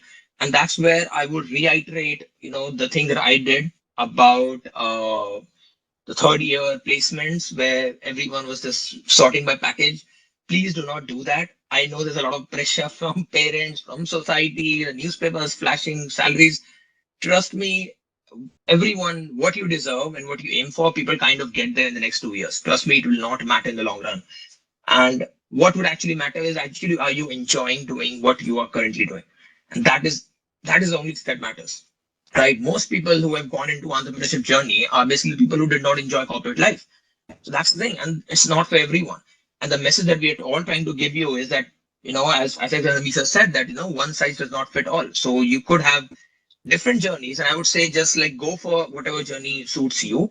Do not get into peer pressure, even though it is very easy, and I did fell for it. If you can avoid it, that's great, right? So that's one of the messages. And the second one, possibly from my side, would be expand your horizons, right? And I think that's where the college has improved a lot in what we have been doing over the past 4 and 5 years, engaging with alumni. I think that's amazing. I'll give an example, right? So, for example, when I was in the Goldman Sachs recruitment team, I went to one of the colleges and we went to being students. And one basic question that we ask people is, why do you want to join Goldman Sachs? Right? What do you think Goldman Sachs does? and people don't know, right? And that's fine. That's because no one actually ever thought about it, right? People honestly mostly cover like the core tech companies. You know what Amazon does. You know what Bakla, some of these Microsoft, Google, they do, but you don't really know a lot of what consulting is or what finance is or what are different options available to you. And that is something where I think students can work better. And that's something where alums can help in as well. Like we now have different experiences. We all come from different backgrounds. So we can actually explain the students about all the different options they have. And maybe they find something interesting, maybe not. But at the end of the day, at least they know what all options they have that they can pursue once they pass out. I think that's something which is very important. And that's something that I think you should definitely work on. And please explore everything the university has to offer, right? I mean, obviously, in my introduction, I was mentioned that I was part of Thunderbolt, the original Thunderbolt, not the Gymkhana Thunderbolt AMS. There was no Gymkhana back then, but yeah, I mean, I had a wonderful time. I was associated like 3 years with Thunderbolt, so I just loved it. And so yeah, I mean, if you're into sports, if you're into dance, if you're into music, anything basically, literature, anything, I would say is explore it. That helps you get a well-rounded personality.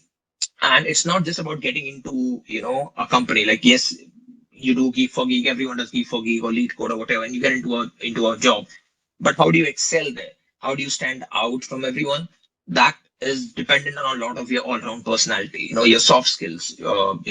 College is a place where you can actually explore yourself, where you can experiment, and no one is there to judge you. Like trust me, everyone is kind of in the same boat, right? So if you've got stage fright, go present. Just participate. No one cares if you win or not. What matters is that you participate and you learn something out of it. So this 4 years, 2 years, 3 years, whatever is left for you, please utilize them and try to basically be a much well-rounded person. So that's the two messages I have. And once again, thank you guys, and it's an honor to actually speak at my alma mater. Thank you so much. Thank you, sir, for your kind words. And definitely, two things that I took away is never to give up, because in your first application to LBS, you got rejected, but then you had that confidence that I can make it. And then the second one for all our students is to explore. 4 years is you are in a safe environment. Explore your strengths, explore what you are good at, explore what you are not at good at, and explore what you want from life. So great. Thank you very much. And next, I would like to introduce my batchmate, Nayan Singhal. And Nayan is a dynamic professional who has always been driven toward excellence. He was one of our toppers of our batch. He started as a software developer at Microsoft and later did his master from University of Texas, Austin. Currently, he is one of the senior engineers at Meta in California, building the next version of generative AI. So, if tomorrow AI takes over the world, you know whom to blame. I don't want to waste any time in introduction. Nayan, over to you. Okay. Can everyone hear me? Yes, we do. Okay, cool. Thank you, everyone. Thank you. And so I'm Nayan. I'm a senior research engineer in Facebook Generative AI. So my journey is very different from Sunny sir or Meet sir, because they are in a different world and I'm in a very different world of being a researcher. So today I'm going to talk more about how my story of achievement and opportunities from triple ITA to Facebook AI research helped me. So I have make a small presentation for everyone so that I can inspire people that how you can do more research and get into Facebook AI research. Though even if you haven't done PhD, still with higher education, you can achieve those goals in your life. So let me share.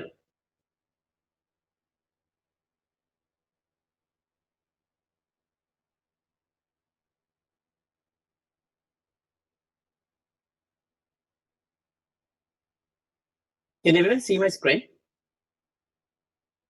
Oh. No, not yet, then. Oh.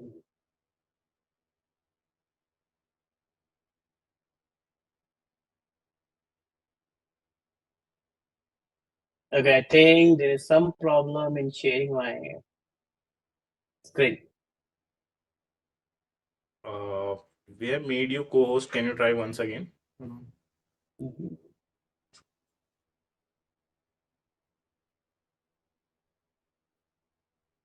I think you are trying on a different screen, maybe. That's what. It's on a different screen, yeah. That's No, so Nevin, can you share the presentation so someone else can present it who has already presented earlier? That would be better. I think we are running out of time. Let me. Okay, otherwise, I can just go ahead with the my content only. Okay, no worries. So I joined Triple ITA in 2010, where I have no idea, no clue about machine learning, nothing. I was very new, and all my classmates or my batchmates, they used to say like, "Is this actually a person who is going to study with us?" So that was a very different experience. And after just 1 year, the I talked to Professor Sudeep Sanyal and Professor O.P. Vyas. They are the people who actually changed my life. They helped me in developing my love relationship with machine learning. Like from that point, I started deeping into machine learning, and I did a lot of interesting college projects like question answer system, ECG signals, multi-word expression extraction.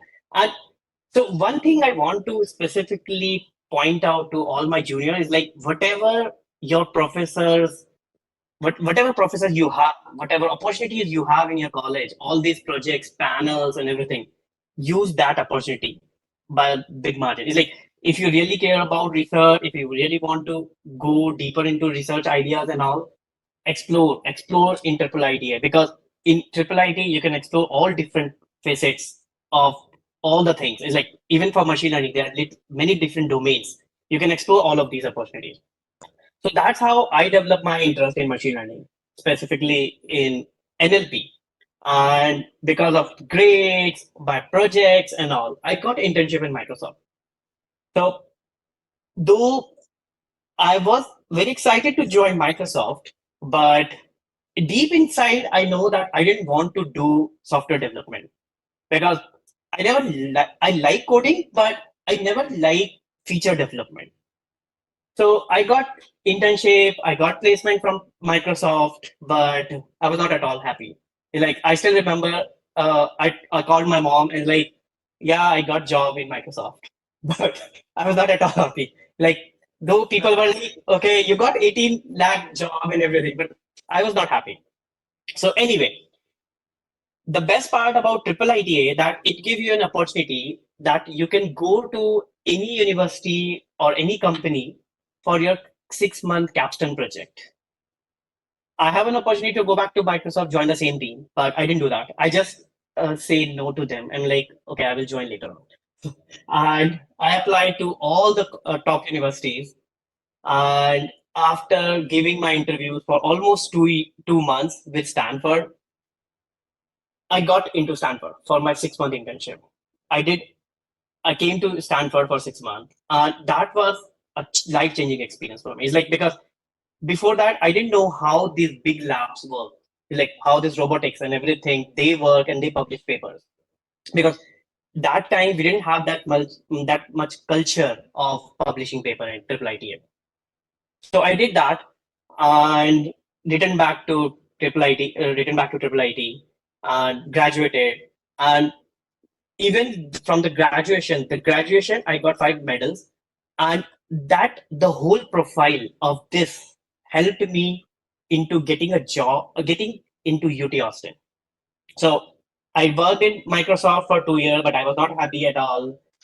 Even on my first day, I told my mom, like, I don't know why I'm going to Microsoft. Okay, but I still did. And because of all my research experience, all my professors' recommendation, and grades. Okay, so for people who aspire to go for a higher education, especially for master and doing research, grades matter a lot.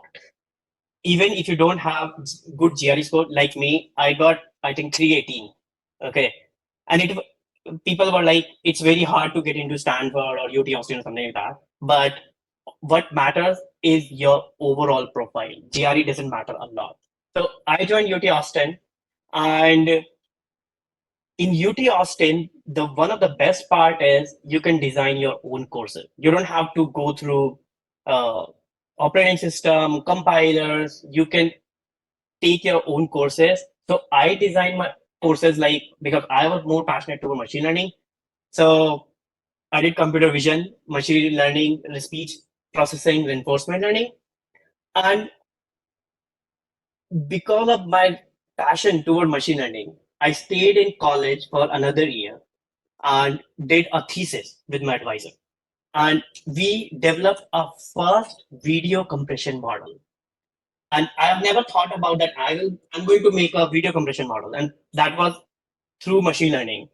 And that changed the whole industry in video compression system. And we beat MPEG-4 and H.261. So the key takeaway point for all the students, like if you really care about higher education, if you're really passionate about something, just go with it, and everything will come along. Another thing is, like, I didn't have money to pursue my higher education. Okay, though I worked in Microsoft, but I didn't have much money because of some circumstances.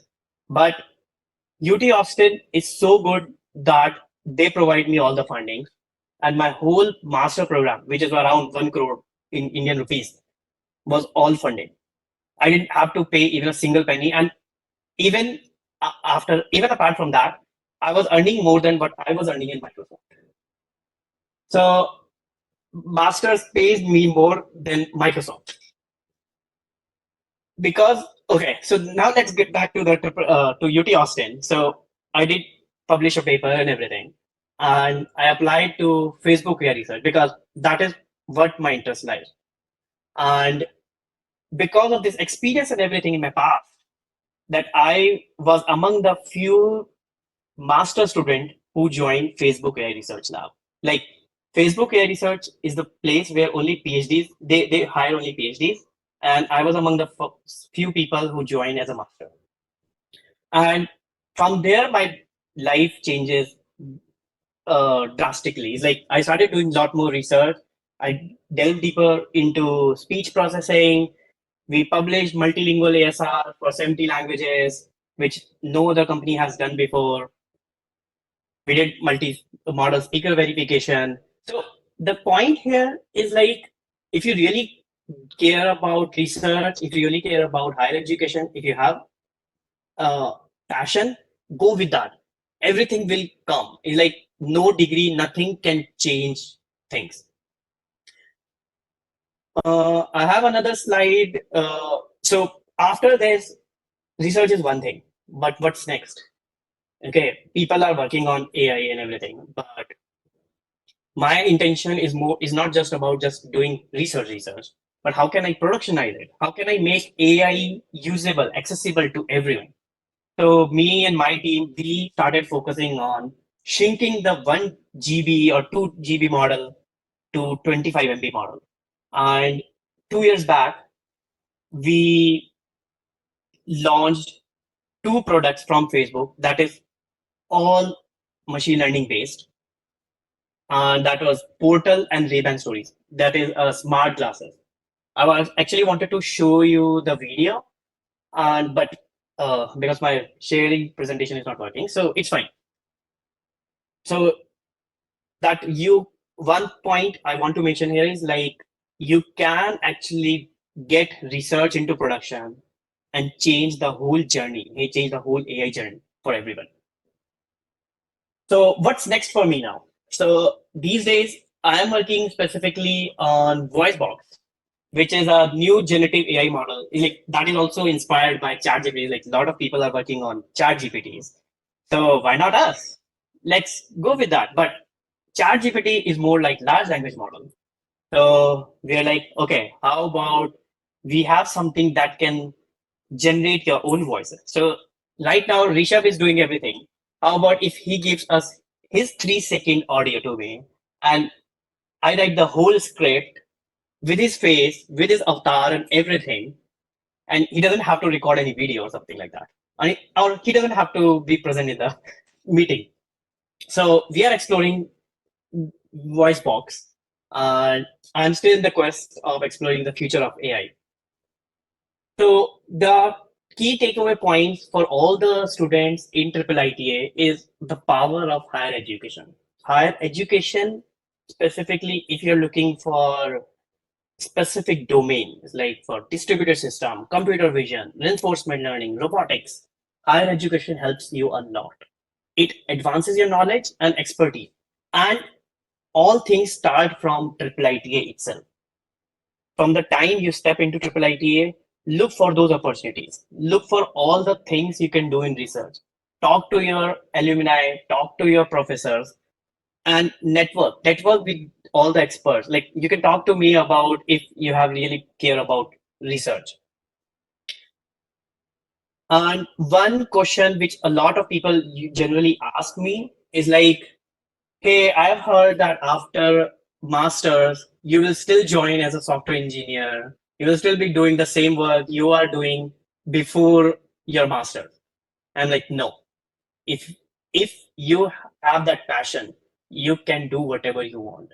Just masters helps you in gaining that expertise. It helps you in getting that opportunities and everything.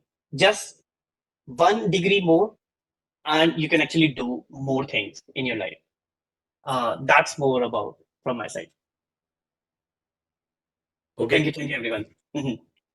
Great, man. So yeah, as you pointed, the power of higher education if you want to delve into research and everything. So yeah, I think you are gonna replace humans. Okay. Thank you, man. Thank you Good very to see much. you, man. Good to see you, man. Thank you. Thank you everyone.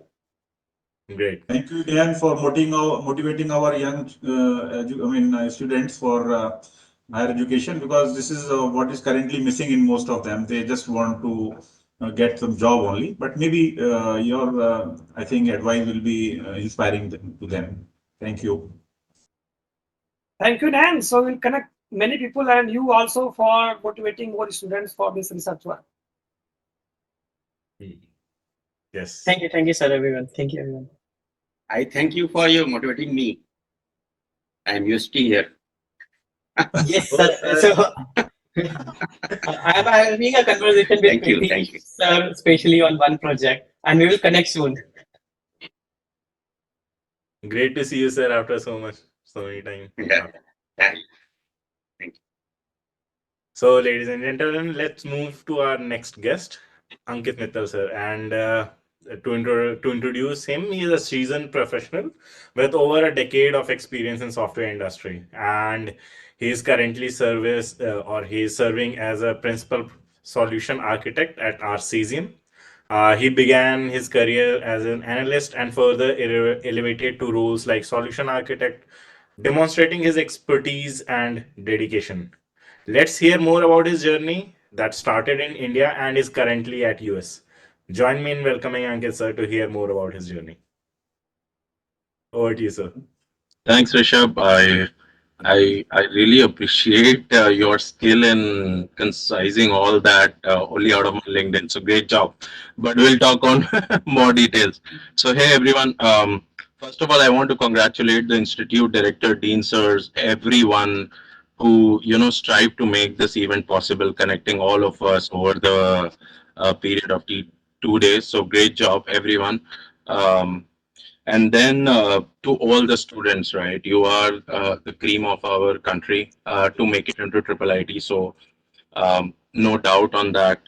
A brief about me. I am working in a firm called Arcesium, which is owned by the DE Shaw Group.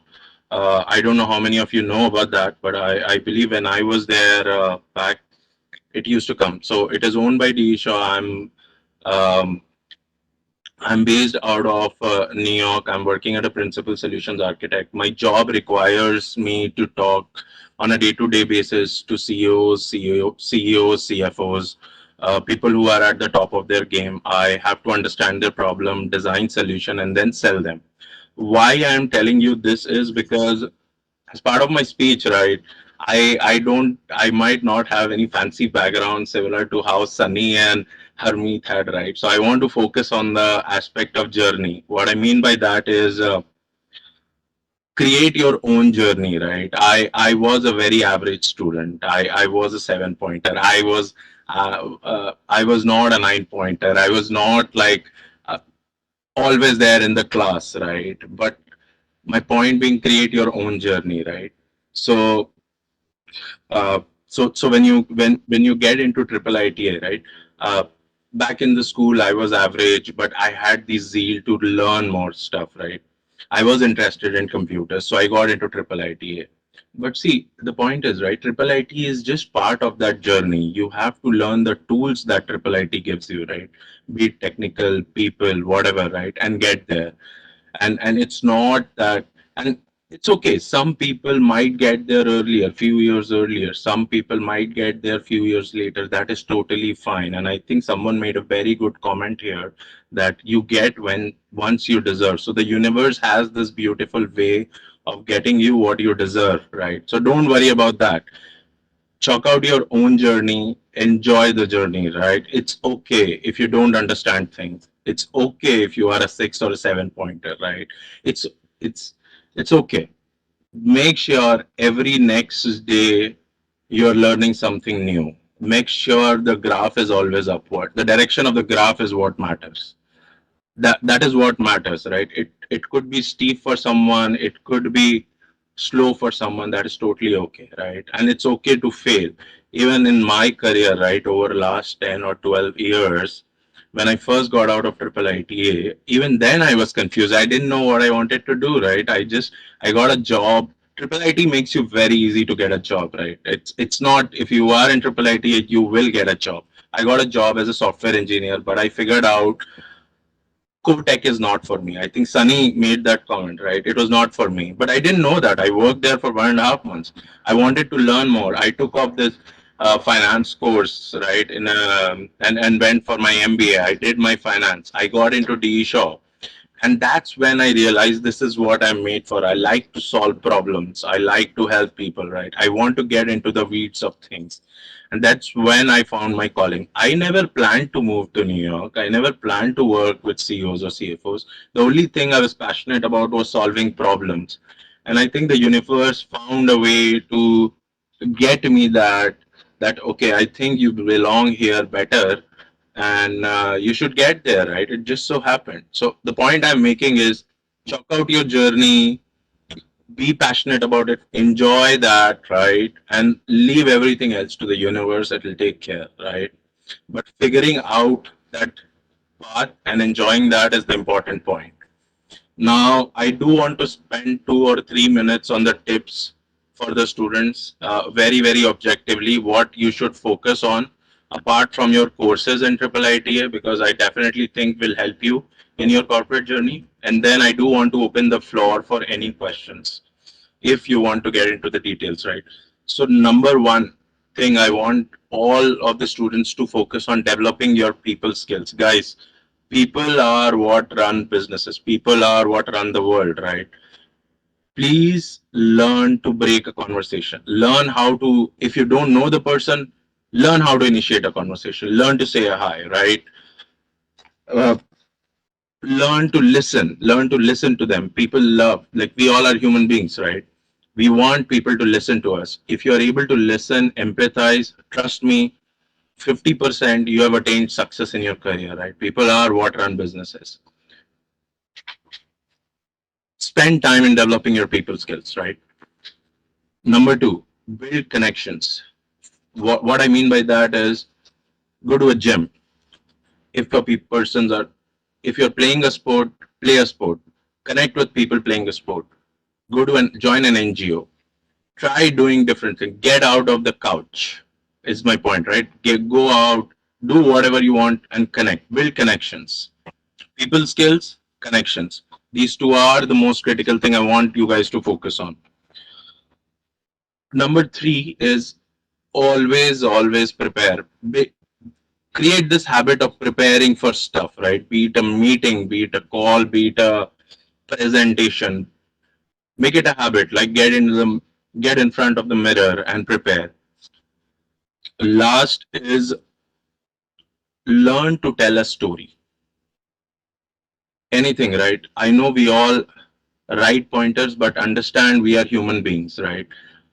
We relate more if it's told like a story, right? I'm telling this because I know you are. I'm telling this because I know you have to get into interviews. Understand, interviewers skim through thousands of resumes, right? As a recruiter, I get to talk to hundreds of people, right? But I can read everything on the resume, right? People spends hours on the resume, right? But you can connect with another human being if you can tell it as a story, right? So practice. Tell me about yourself. Practice this question 10 times, right? How you can make it more interesting for the other person. Why would he want to listen you? So tell it like a story. I would just summarize what we spoke about. The tips is people skills, connections, preparation, and storytelling, right? I want you to take away, think of this, right? Triple IT will give you all the technical tools. Don't worry about that. We are one of the best in the nation, right? You don't have to worry about that. But these things, go to YouTube, practice, spend time, right? And with that, I will just stop. I asked Rishabh to if he can enable opening the floor and people want to ask me question about my role, anything specific, I'm more than happy to answer. So guys, raise hand and we will take a couple of questions.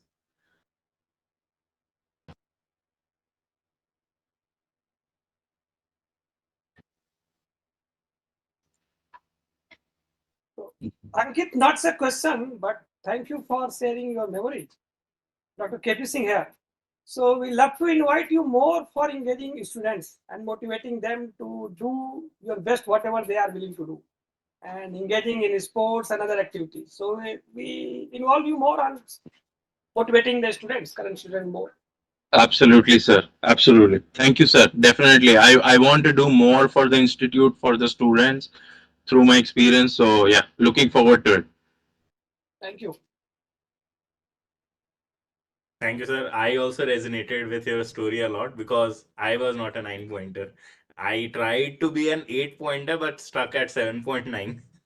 No, see, I don't want people to take, sorry, I'm cutting you out, but I definitely want to clarify. I definitely want you guys to focus on studies. It's not something, right?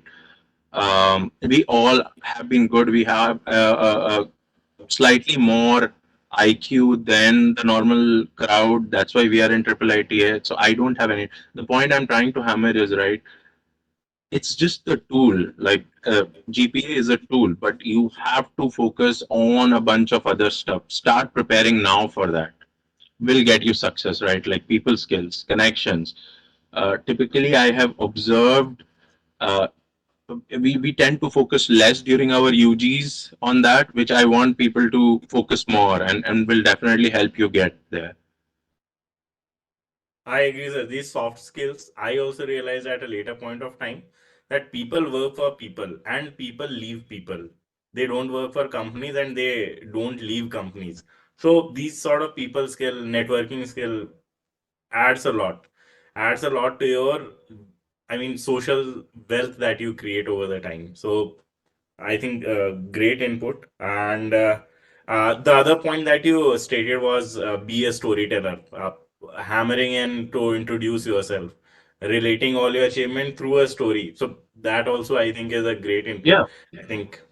And on that, right, guys, I have been in the shop from start. So, but I did interview for this. So one of the questions you'll get in the interview as well, and because it's coming in my mind is, uh, probably let's say why do you want to switch roles or why, right, why do you want to do this? So you have to figure it out, a story that connects your past to the present to the future, right? Practice that like a story so that the other person can relate to it, that it's an organic movement you're trying to make and not be, right, just like typical. So the idea is the other person is a human being and you have to make him listen to you. True, sir. Thank you for the words of wisdom, and thank you. So now let's move on to our next guest. Last but not the least, please welcome Shivani Pant, an outstanding Triple ITA alumna and a dear friend of mine who has excelled in the tech industry. Currently, Shivani is working as an engineering manager at Blade. She has been with Amazon and spent 7 years at Google, where she led technical teams and contributed to several product lines such as Google Maps. Shivani's impressive career is a testament to her dedication and expertise in the tech world. Let's welcome her and hear more about her life journey. Over to you. Hey guys, thanks Risha for the introduction. This is Shivani dialing in from Seattle in the US. Um, First of all, thanks for having me here. It's really good and also like very nostalgic to see all the familiar faculty faces. Um, I'll do a quick intro first. I graduated in 2014, and then I did a 6-month internship in my 8th semester with Amazon. And then I worked at Google for 7.5 years. And then, like a year and a half ago, I moved to Plaid, which is a fintech, medium-sized fintech startup in the US. When I was asked to first present at this event, I was wondering, like, what is it from my journey that I can share, with the college students that they also might find interesting. So I'll probably start with, my journey from college and how the first 4 years were like.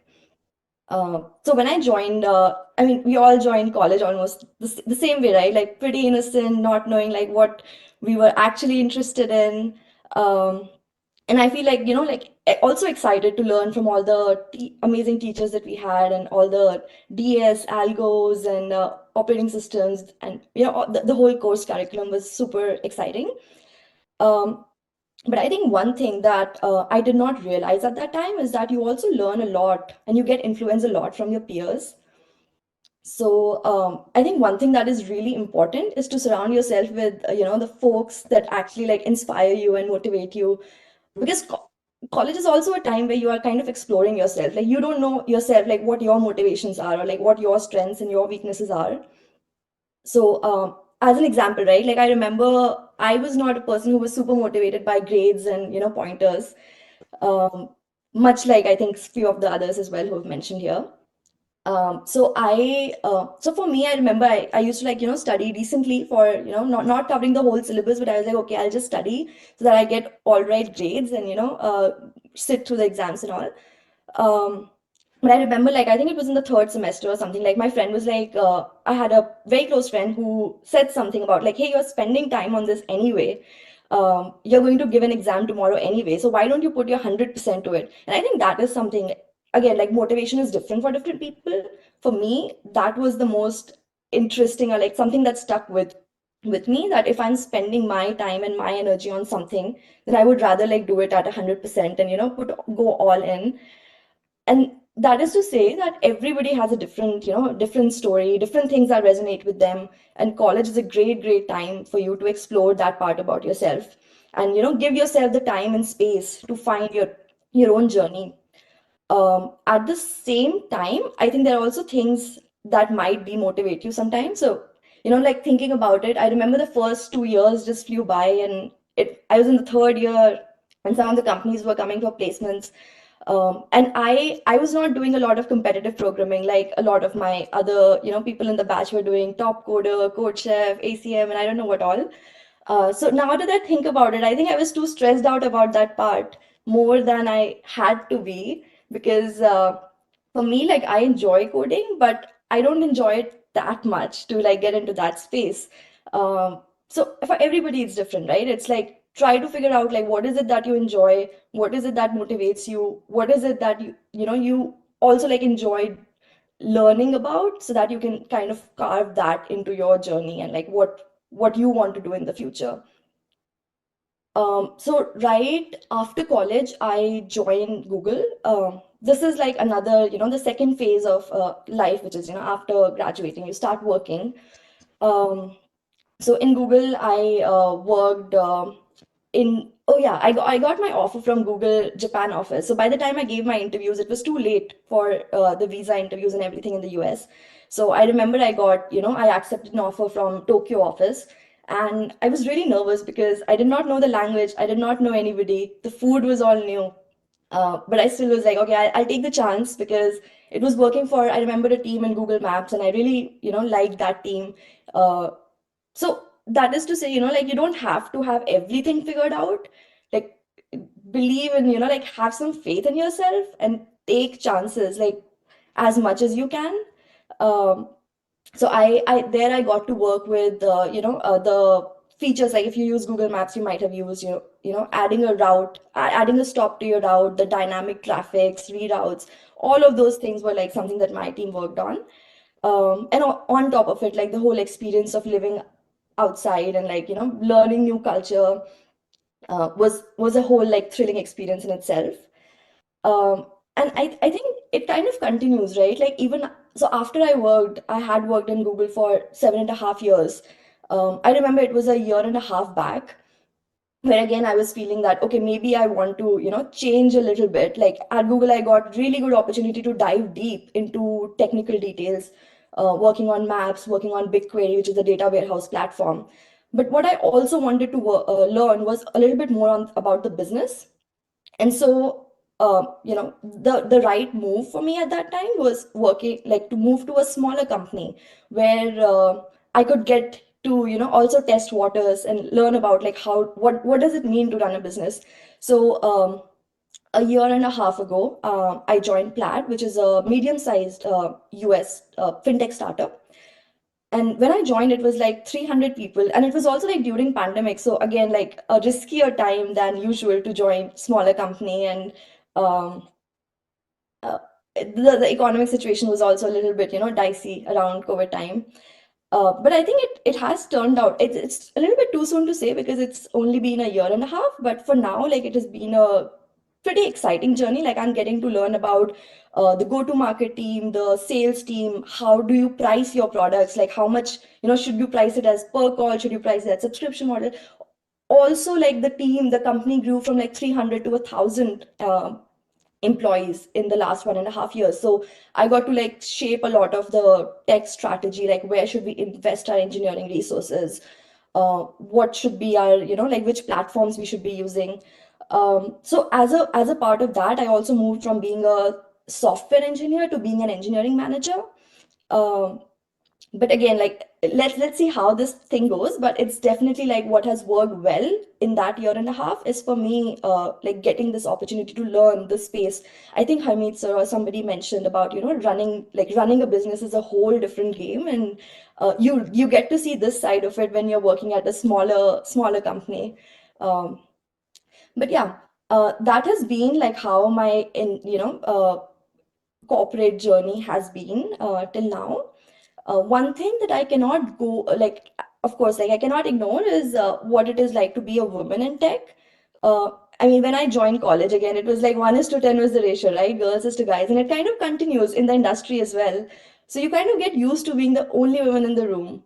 Um but I think what really, and I have a lot of gratitude for this as well, has been that I have always found like, really amazing allies, starting with the teachers who, inspire you and, motivate you to do, to like push yourself harder, to like your friends who are in, college and again, like in the industry as well, you find people who, are allies in any environment. And I think the second most important thing is also finding role models.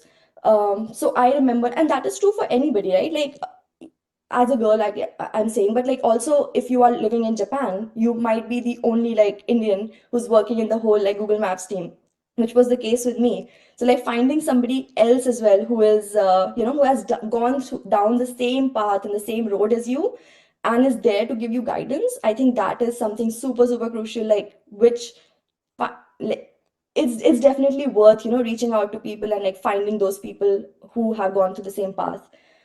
And on a very similar note, I think another thing that IIITA provides us is networking and of course friends, right? Like currently I'm based in Seattle, and when I moved here, I remember, I think it was the second day, there was a college senior's birthday, and there were like 30 people from our college in that, social gathering. And it instantly felt like home, right? Like it was my first, like second day in Seattle, and I already knew so many people. So I think we are very lucky to be in a place where everybody is, wherever you go, you'll find like people working in good places, like who'll be able to like inspire you, motivate you, and also like provide just like being friends to hang around. So um, even today, I think I'm reminded of all the great friends and close friends, including my now husband, who I met in IIIT Allahabad. Um, after all these years, I owe a lot to the experiences and the college. And I'm so excited for all of you to be here. Like going through that journey right now in college, like so many good memories come to mind. I'll wrap up my talk with that, and also like please feel free to reach out on LinkedIn or like even now if you have any other questions. I'm always like chat away. Like yeah. All right. I'll with that I'll conclude it, and I'll pass it to you, Rishabh. Thank you. Hey, thanks, Shivani. Thanks for your words. And yeah, we nostalgia just hit. We're all together. I think it has been almost a decade now that we're studying together, and then we ventured into the world. So yeah. So I think with all these sessions, we have heard different people talk, and then one thing that was common across everyone was the excellence that they were after. And this is a triple ITA community. I think everyone is driven towards excellence. Uh, as you have seen, there were 5 speakers, and out of them, one has ventured into entrepreneurship, other one has ventured into research, somewhere into corporate, and then they all have excelled. So this is what my message to you all is, and my learning from different alums here is: no matter what, money will come, but be it on your terms. If you like research, please go into it. If you like corporate ladder, and it's not a bad thing, just go into it. If you want to pursue entrepreneurship, please go into it. So, keeping this theme in mind, we have next event as our breakout sessions, and we have created different breakout room.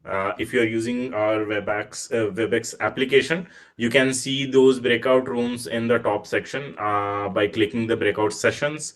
There are different breakout sessions: career in civil services, continuing in higher education, progressing in corporate jobs, and venturing into entrepreneurship. So as you feel free, you can join each of them, and do make sure to come back once these session end, and we'll meet you there after some time. Anything to add, either Kuldeep or someone, please add, and then Yes, so you will get the option to come back in the breakout room itself. There will be a red button if you are using WebEx desktop application or mobile application. You can hover on that option, and you will see the message that you want to go to main session. So yes, you can click that and you can join the main sessions.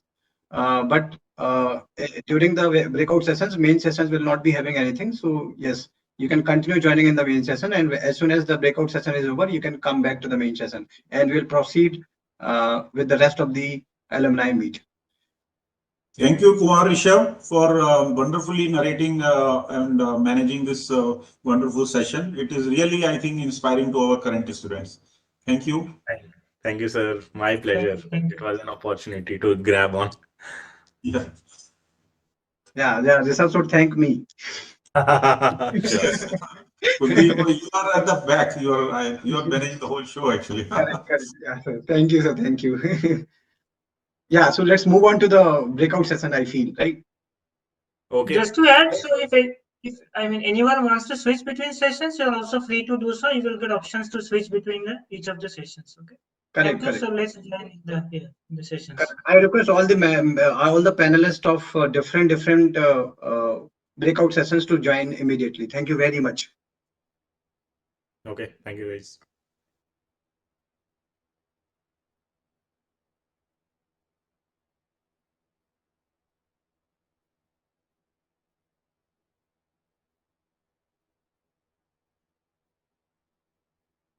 Hello, everyone. I would like to take the podium once to guide all of the audience to the breakout sessions. Audience, we feel immensely proud to introduce everyone to the breakout sessions. As Rishabh sir, Anirban sir, and Kuldeep sir already told, we have all the breakout sessions, the 4 ones, as we have seen in the presentation.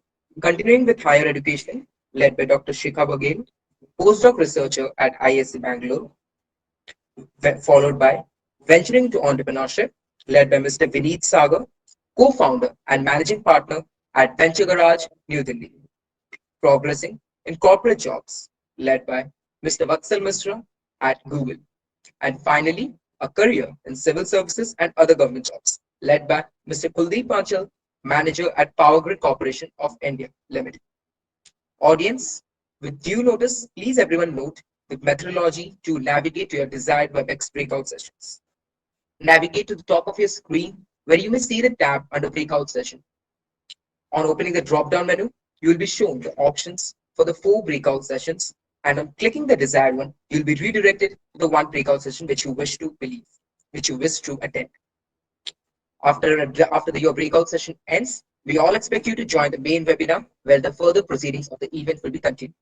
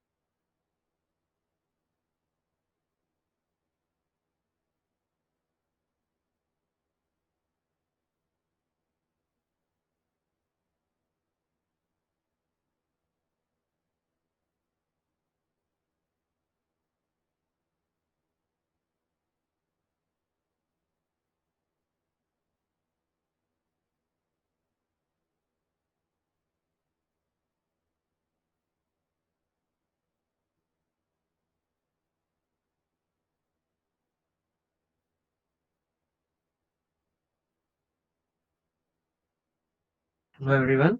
There are in total 4 breakout sessions, and everyone is requested to join their desired breakout sessions on the topics they are interested in.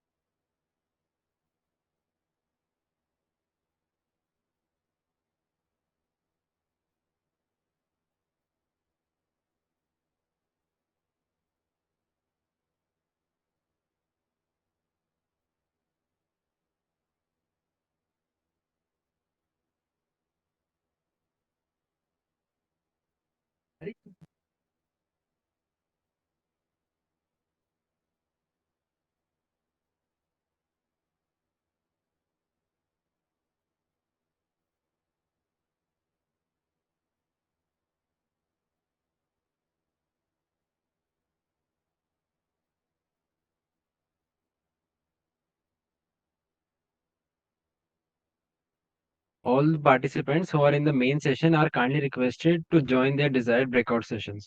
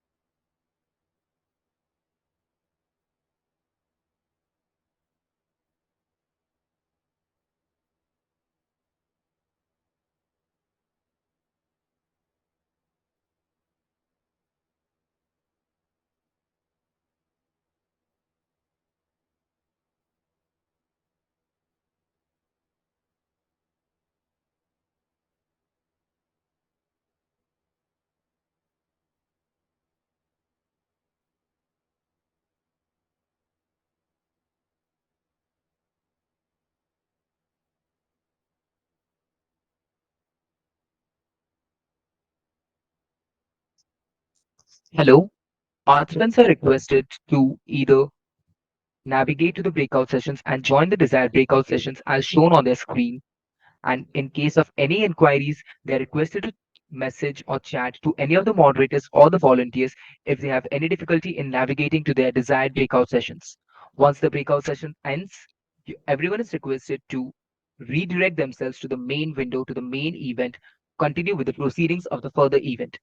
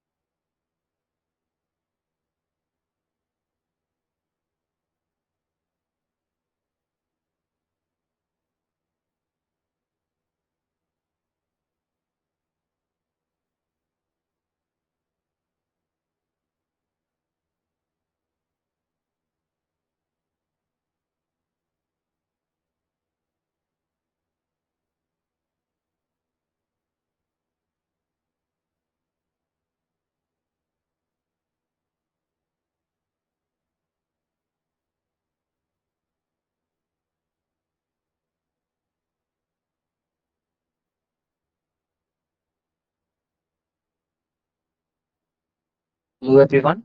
The remaining 113 participants, the attendees, are actually requested to navigate to the breakout sessions they wish to attend and redirect themselves to this next page. Once the breakout session ends, they can navigate back to the main meeting to continue with the proceedings of the event.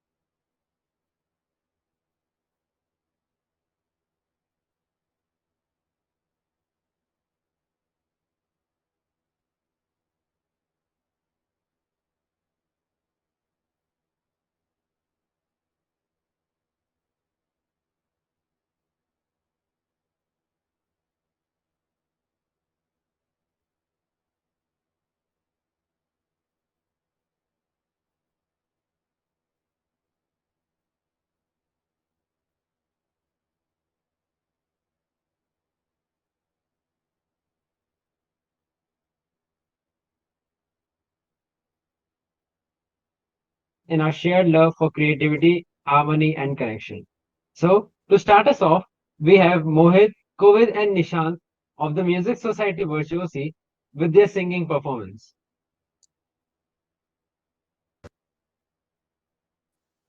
मैं मोहित यादव निशांत और कोविद के साथ लाए हैं आप सभी के लिए एक प्यारा सा गाना। आशा करता हूँ आप सभी को पसंद है।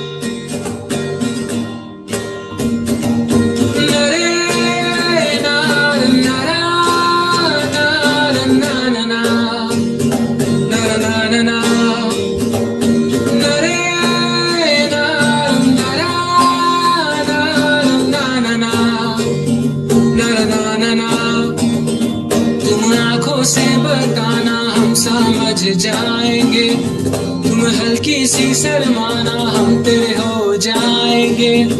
तुम आंखों से बताना हम समझ जाएंगे, तुम हल्की सी शर्माना हम तेरे हो जाएंगे।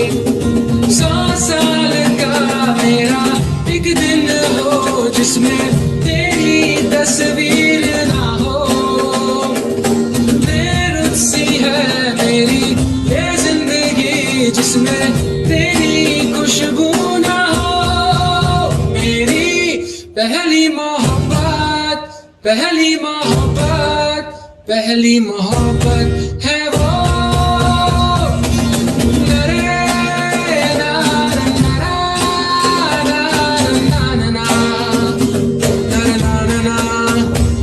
कागजों पर सबने अपने लफ्ज़ लिखे, हमने अपने जज्बात भी सजा के रखे।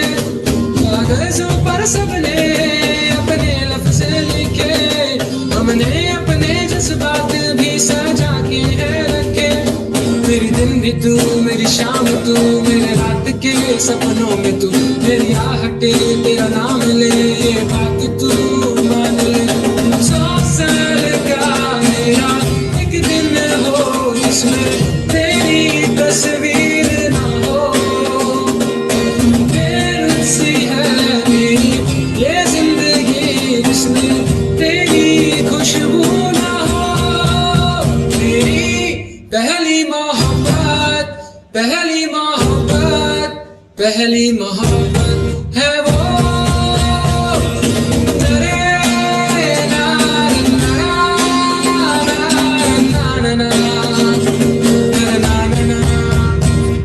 मिले तो है कई हजार पर जिगरी चार यार है, सबकी है यही डगर, सबकी ये पुकार है, वो जिंदगी भी जिंदगी है क्या जिसमें न यार है।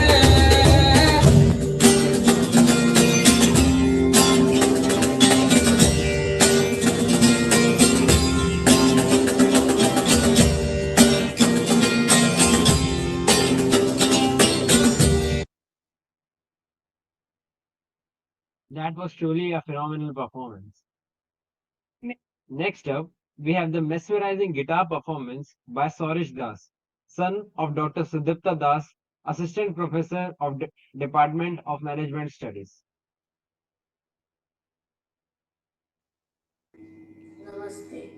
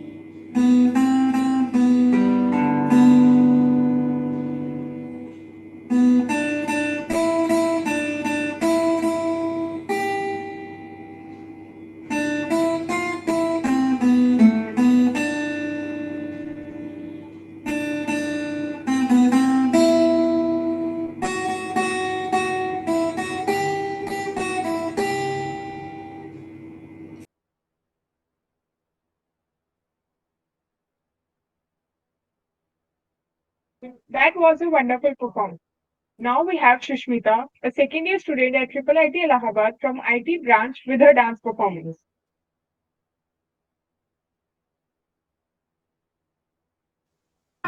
Hello everyone, I am Susmita from IT. My enrollment number is IIT 2022091. I am going to perform a dance. Hope you all enjoy it. Do not disturb you when I'm talking. अपने भी पिंड में एक फुलझड़ी थी, वो दिल्ले वाली जो थी सूट परा दी। खेतों में जाके छेड़ा था जिसने, उसकी भी यादें तो हम से ले जा दी। गजरा लगा के वो मैं क्या जी कहती है, ये पींग मेरे दिल में भी उठती ही रहती है।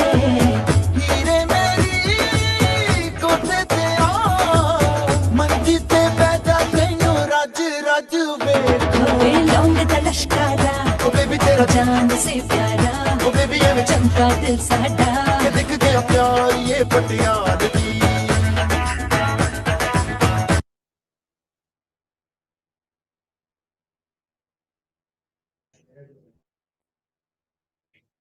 That was a fabulous performance. Next up, we have Mr. Vivek Nagar, Assistant Registrar Finance and Accounts with his IIITA theme song.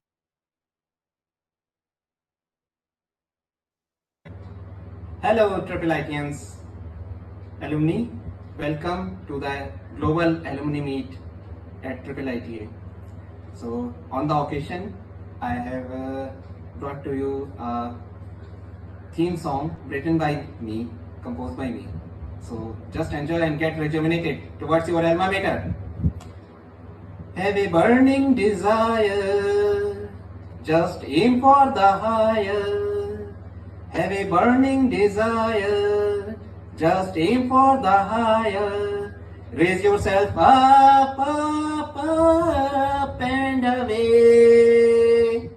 Hold the brand high, ho, IIITA, IIITA,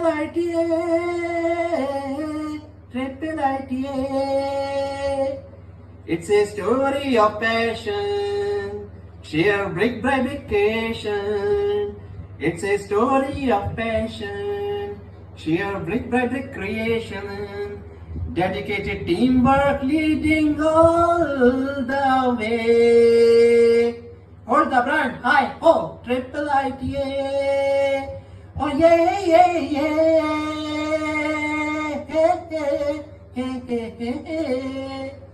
With a bit of imagination and little drops of innovation, see what you can achieve today.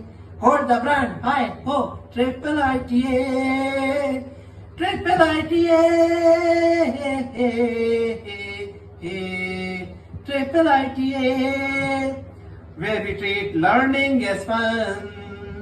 Hard work gets you second to none, where we treat learning as fun.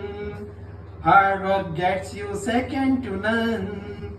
See those toiling moments turn to joy. Hold the brand high, ho, IIITA, IIITA, IIITA. Oh yeah, yeah, yeah.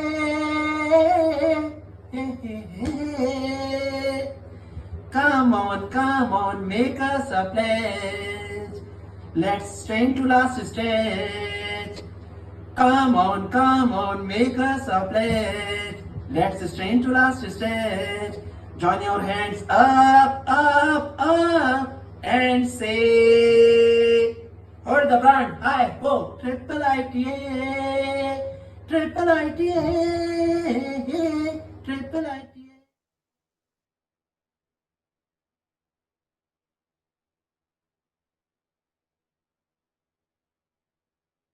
That performance surely rejuvenated us. Now we take pleasure in introducing and captivating Bharatanatyam dance performance presented by the talented artist of Nritya Kala Academy.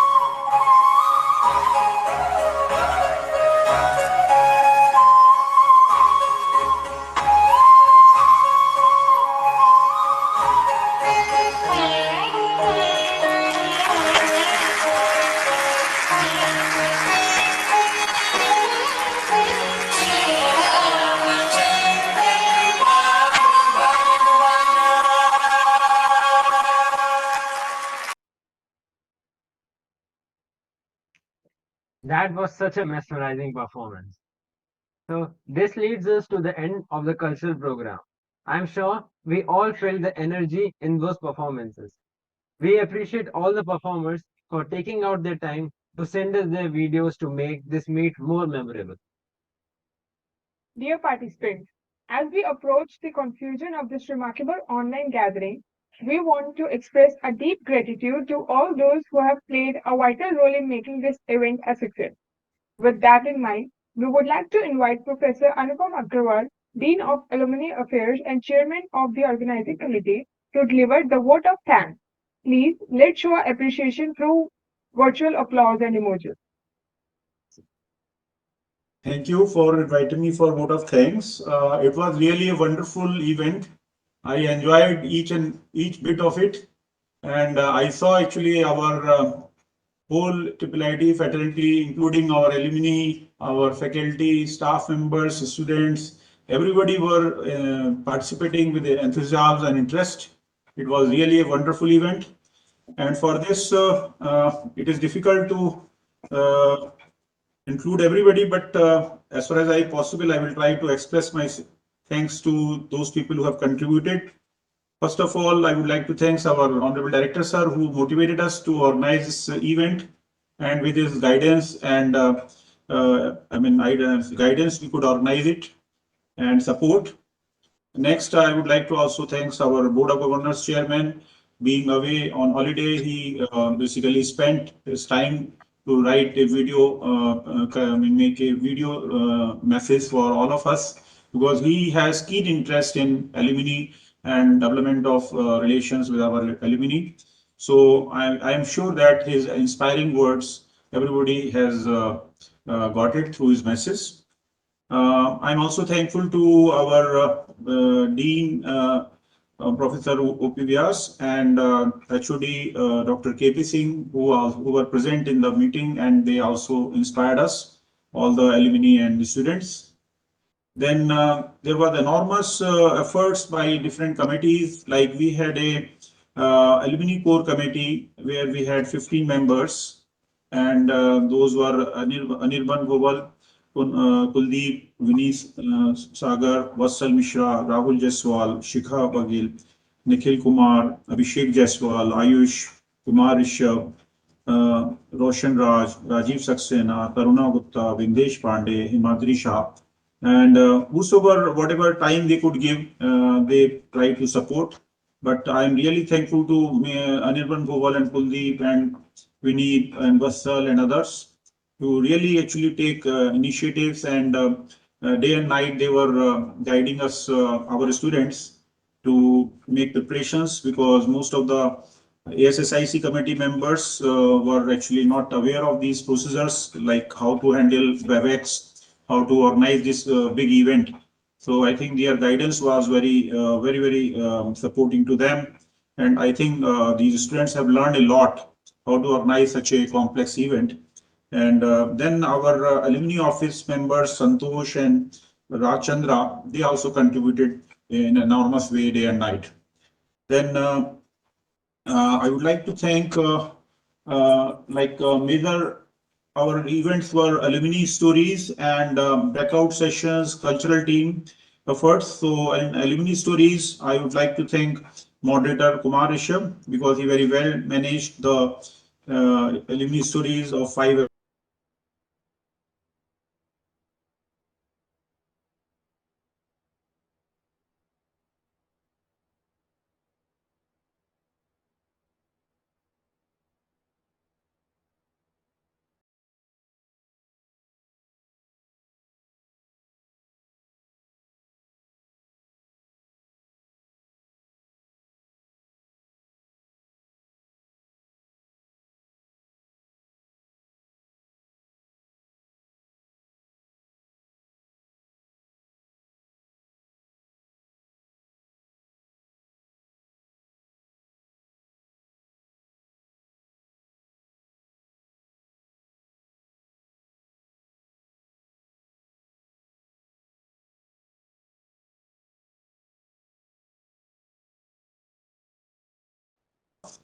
And higher education. So I'm thankful to Dr. Shikha for managing this breakout session, higher education.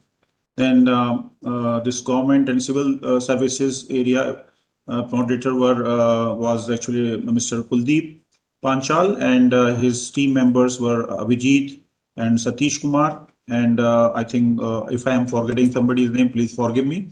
So I'm thankful to all the team members. Then entrepreneurship actually session was moderated by Vineet Sagar, and his team members were Vivek Dadu, Rachit Agrawal, Harmeet Singh, Rahul Buddhiraja, and yeah. So I am thankful. I think if I'm missing anybody's name, please forgive me. Then corporate section was moderated by Vastal Mishra, and his team members were Sunny Shukla, Gagan Gupta, Ankit Mittal, Kumar Rishabh, and Rizvi. So this is actually really wonderful events. In fact, I was not able to stick to one, because in every breakout session I was finding very interesting things. So I was listening for some time, switching over to other. So this was really wonderful events. Then I would like to thank my committee members, Dr. Navajyoti ji, and his other faculty members who directly and indirectly supported us in organizing it.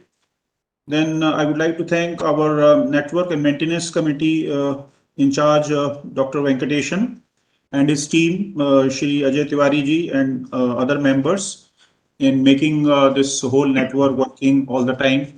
And he supported in different ways by providing additional computers and lab facilities in the night and other things. And also our other deans like security and management, because of new admissions, there was a restriction to enter in the campus after 10.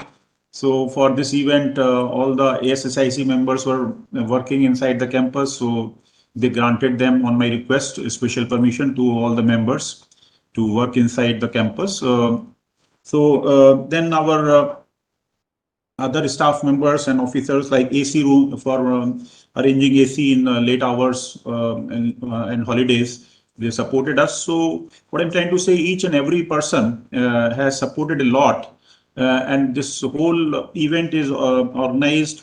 I was just wondering at the last minute, I think Kuldeep and Anirban were putting so much efforts. I was really appreciating it till night, 1 o'clock discussion is going on, then what is to be done next day. Everything was going very well. And I was really appreciating their managerial skills. And I think our students have learned a lot from them. And I think when they will be in the fifth semester, probably they can manage such event, in a much easier way, because this time both the batches who were involved from SSIC, this was their first experience. So with this actually I can say we have achieved a great objective of connecting our students with our alumni all over the globe. And with this, I'm very sure they have learned a lot. And also alumni has more affection towards it alma mater, being connected with current students, and they feel like they have a father kind of figure, or elder brother kind of figure, or elder sister kind of figure to the current students. So I hope their love and affection and guidance will continue in future also. And with this, actually, all the anchors here who are part of the SSIC team, and I'm very thankful to all of them for keeping this everything very, very interesting. And cultural committee in charge, Dr. Savitri Joshi and her team. I'm also thankful to her for collecting videos from faculty members, their children, and others, and also alumni, and then making it in a presentable way. So everything is very good, and I would like to thanks everybody from my heart. And I hope this kind of thing will continue. Sometimes in mixed mode, sometimes in physical mode. So we will take your choice next time, and we are planning to have next time more focus on physical meet in year 2024, because it is our 25 years we are completing. So, but we will take your advice how we should organize, and we should announce the dates well in advance, so that it is an academic calendar and we get full support from the administration at IIITA. So those things we will discuss maybe after 15 days or 1 month. So with this, again, very thanks from my side, and please keep in touch with us and keep your blessings, your guidance to our students. I pray, I appeal all the alumni members. Thank you so much. Thank you, sir. Thank you, sir. It was Thank you surely very due much. to everyone's efforts that this event was a success.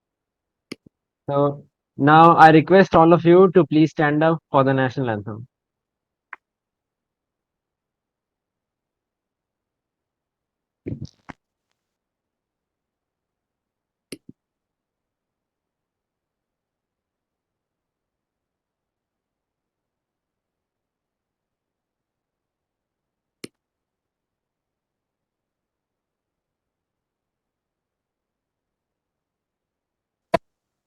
जनगण मन अधिनायक जय हे भारत भाग्य विधाता पंजाब सिंध गुजरात मराठा द्राविड उत्कल बंगा विंध्य हिमाचल यमुना गंगा उच्चल जलधि तरंगा तव शुभ नामे जागे तव शुभ आशीष मांगे गाहे तव जय गाथा जन गण मंगलदायक जय हे भारत भाग्य विधाता जय हे जय हे जय हे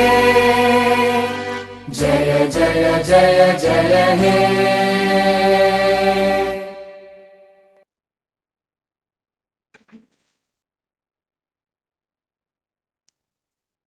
So Anirban, you want to say something at the end?